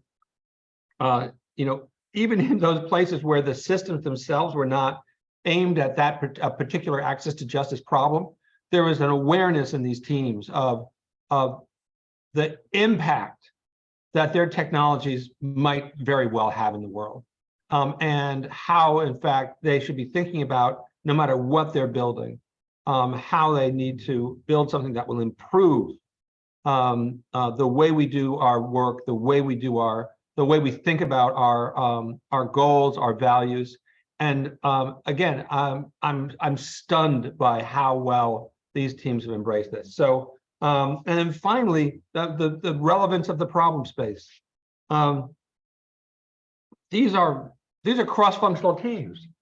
These are law school students and CS students who should not be able to function together at all. They speak different languages. They have different goals. They have different ways of breaking the world into pieces and putting things back together again. And again, every single team was able to find a way to actually turn the goals and values of the law into something that a machine could actually do something with. And I'm wildly proud of these teams, and I feel amazingly lucky, downright blessed to be able to work with them. So I want every single team to walk away with that. This was fantastic, and I loved Mark Palmer's comment that you would be competitive. You would be competitive almost anywhere. I have no doubt that if we had a set of VCs sitting here, there would be genuine interest in moving some of these technologies forward. And for the ones that they didn't have interest in, that's because it's today and tomorrow will be a new day. So I'm genuinely impressed with you. I genuinely am proud of you. And I thank Dan for letting me be involved in all this. Well said, Chris. Thank you so much. I really enjoy working with you. This is such a great program. It's wonderful that we can have this collaboration across the campuses here at Northwestern. Thanks again to our panelists, Amal, Joy, Hannah. Thank you so much for spending 2.5 hours with us here in the afternoon, rapid fire through these presentations. The project partners are true partners. They don't just drop a problem off. The project partners spend a lot of time working with the teams. So we want to thank them again: Adobe, McGuire Woods, Berkeley Research Group, Thomson Reuters, Law Center for Better Housing, 2 projects, Lex Shift, Northwestern Medicine. Thank you so much to those project partners. And for the student teams, the demos were outstanding. They did really outstanding work. And even when you do this work in the real world, it's not just about those demos, it's what you learn through the process. And I'm sure that Amal and Joy and Hannah can emphasize that, because these projects, the goal in an organization is to think about how you can build teams that learn from this process, from working together. And I think that's the other thing that is so exciting about this class is putting together computer scientists, law students, getting you to figure out how to work together, getting you to think about different sort of tools you can bring to help you collaborate and work together. And so we've seen you grow, we've seen you learn through that process, and we hope that that's something that is going to also help you in your careers, whether it's as computer scientists or lawyers or some sort of hybrid role. But with that, this is another wrap for another year of the Innovation Lab. Amal, we'll have to take your suggestion that we should be doing this more than just 1 semester a year. That's something we've been thinking about, of course, and wanting to do.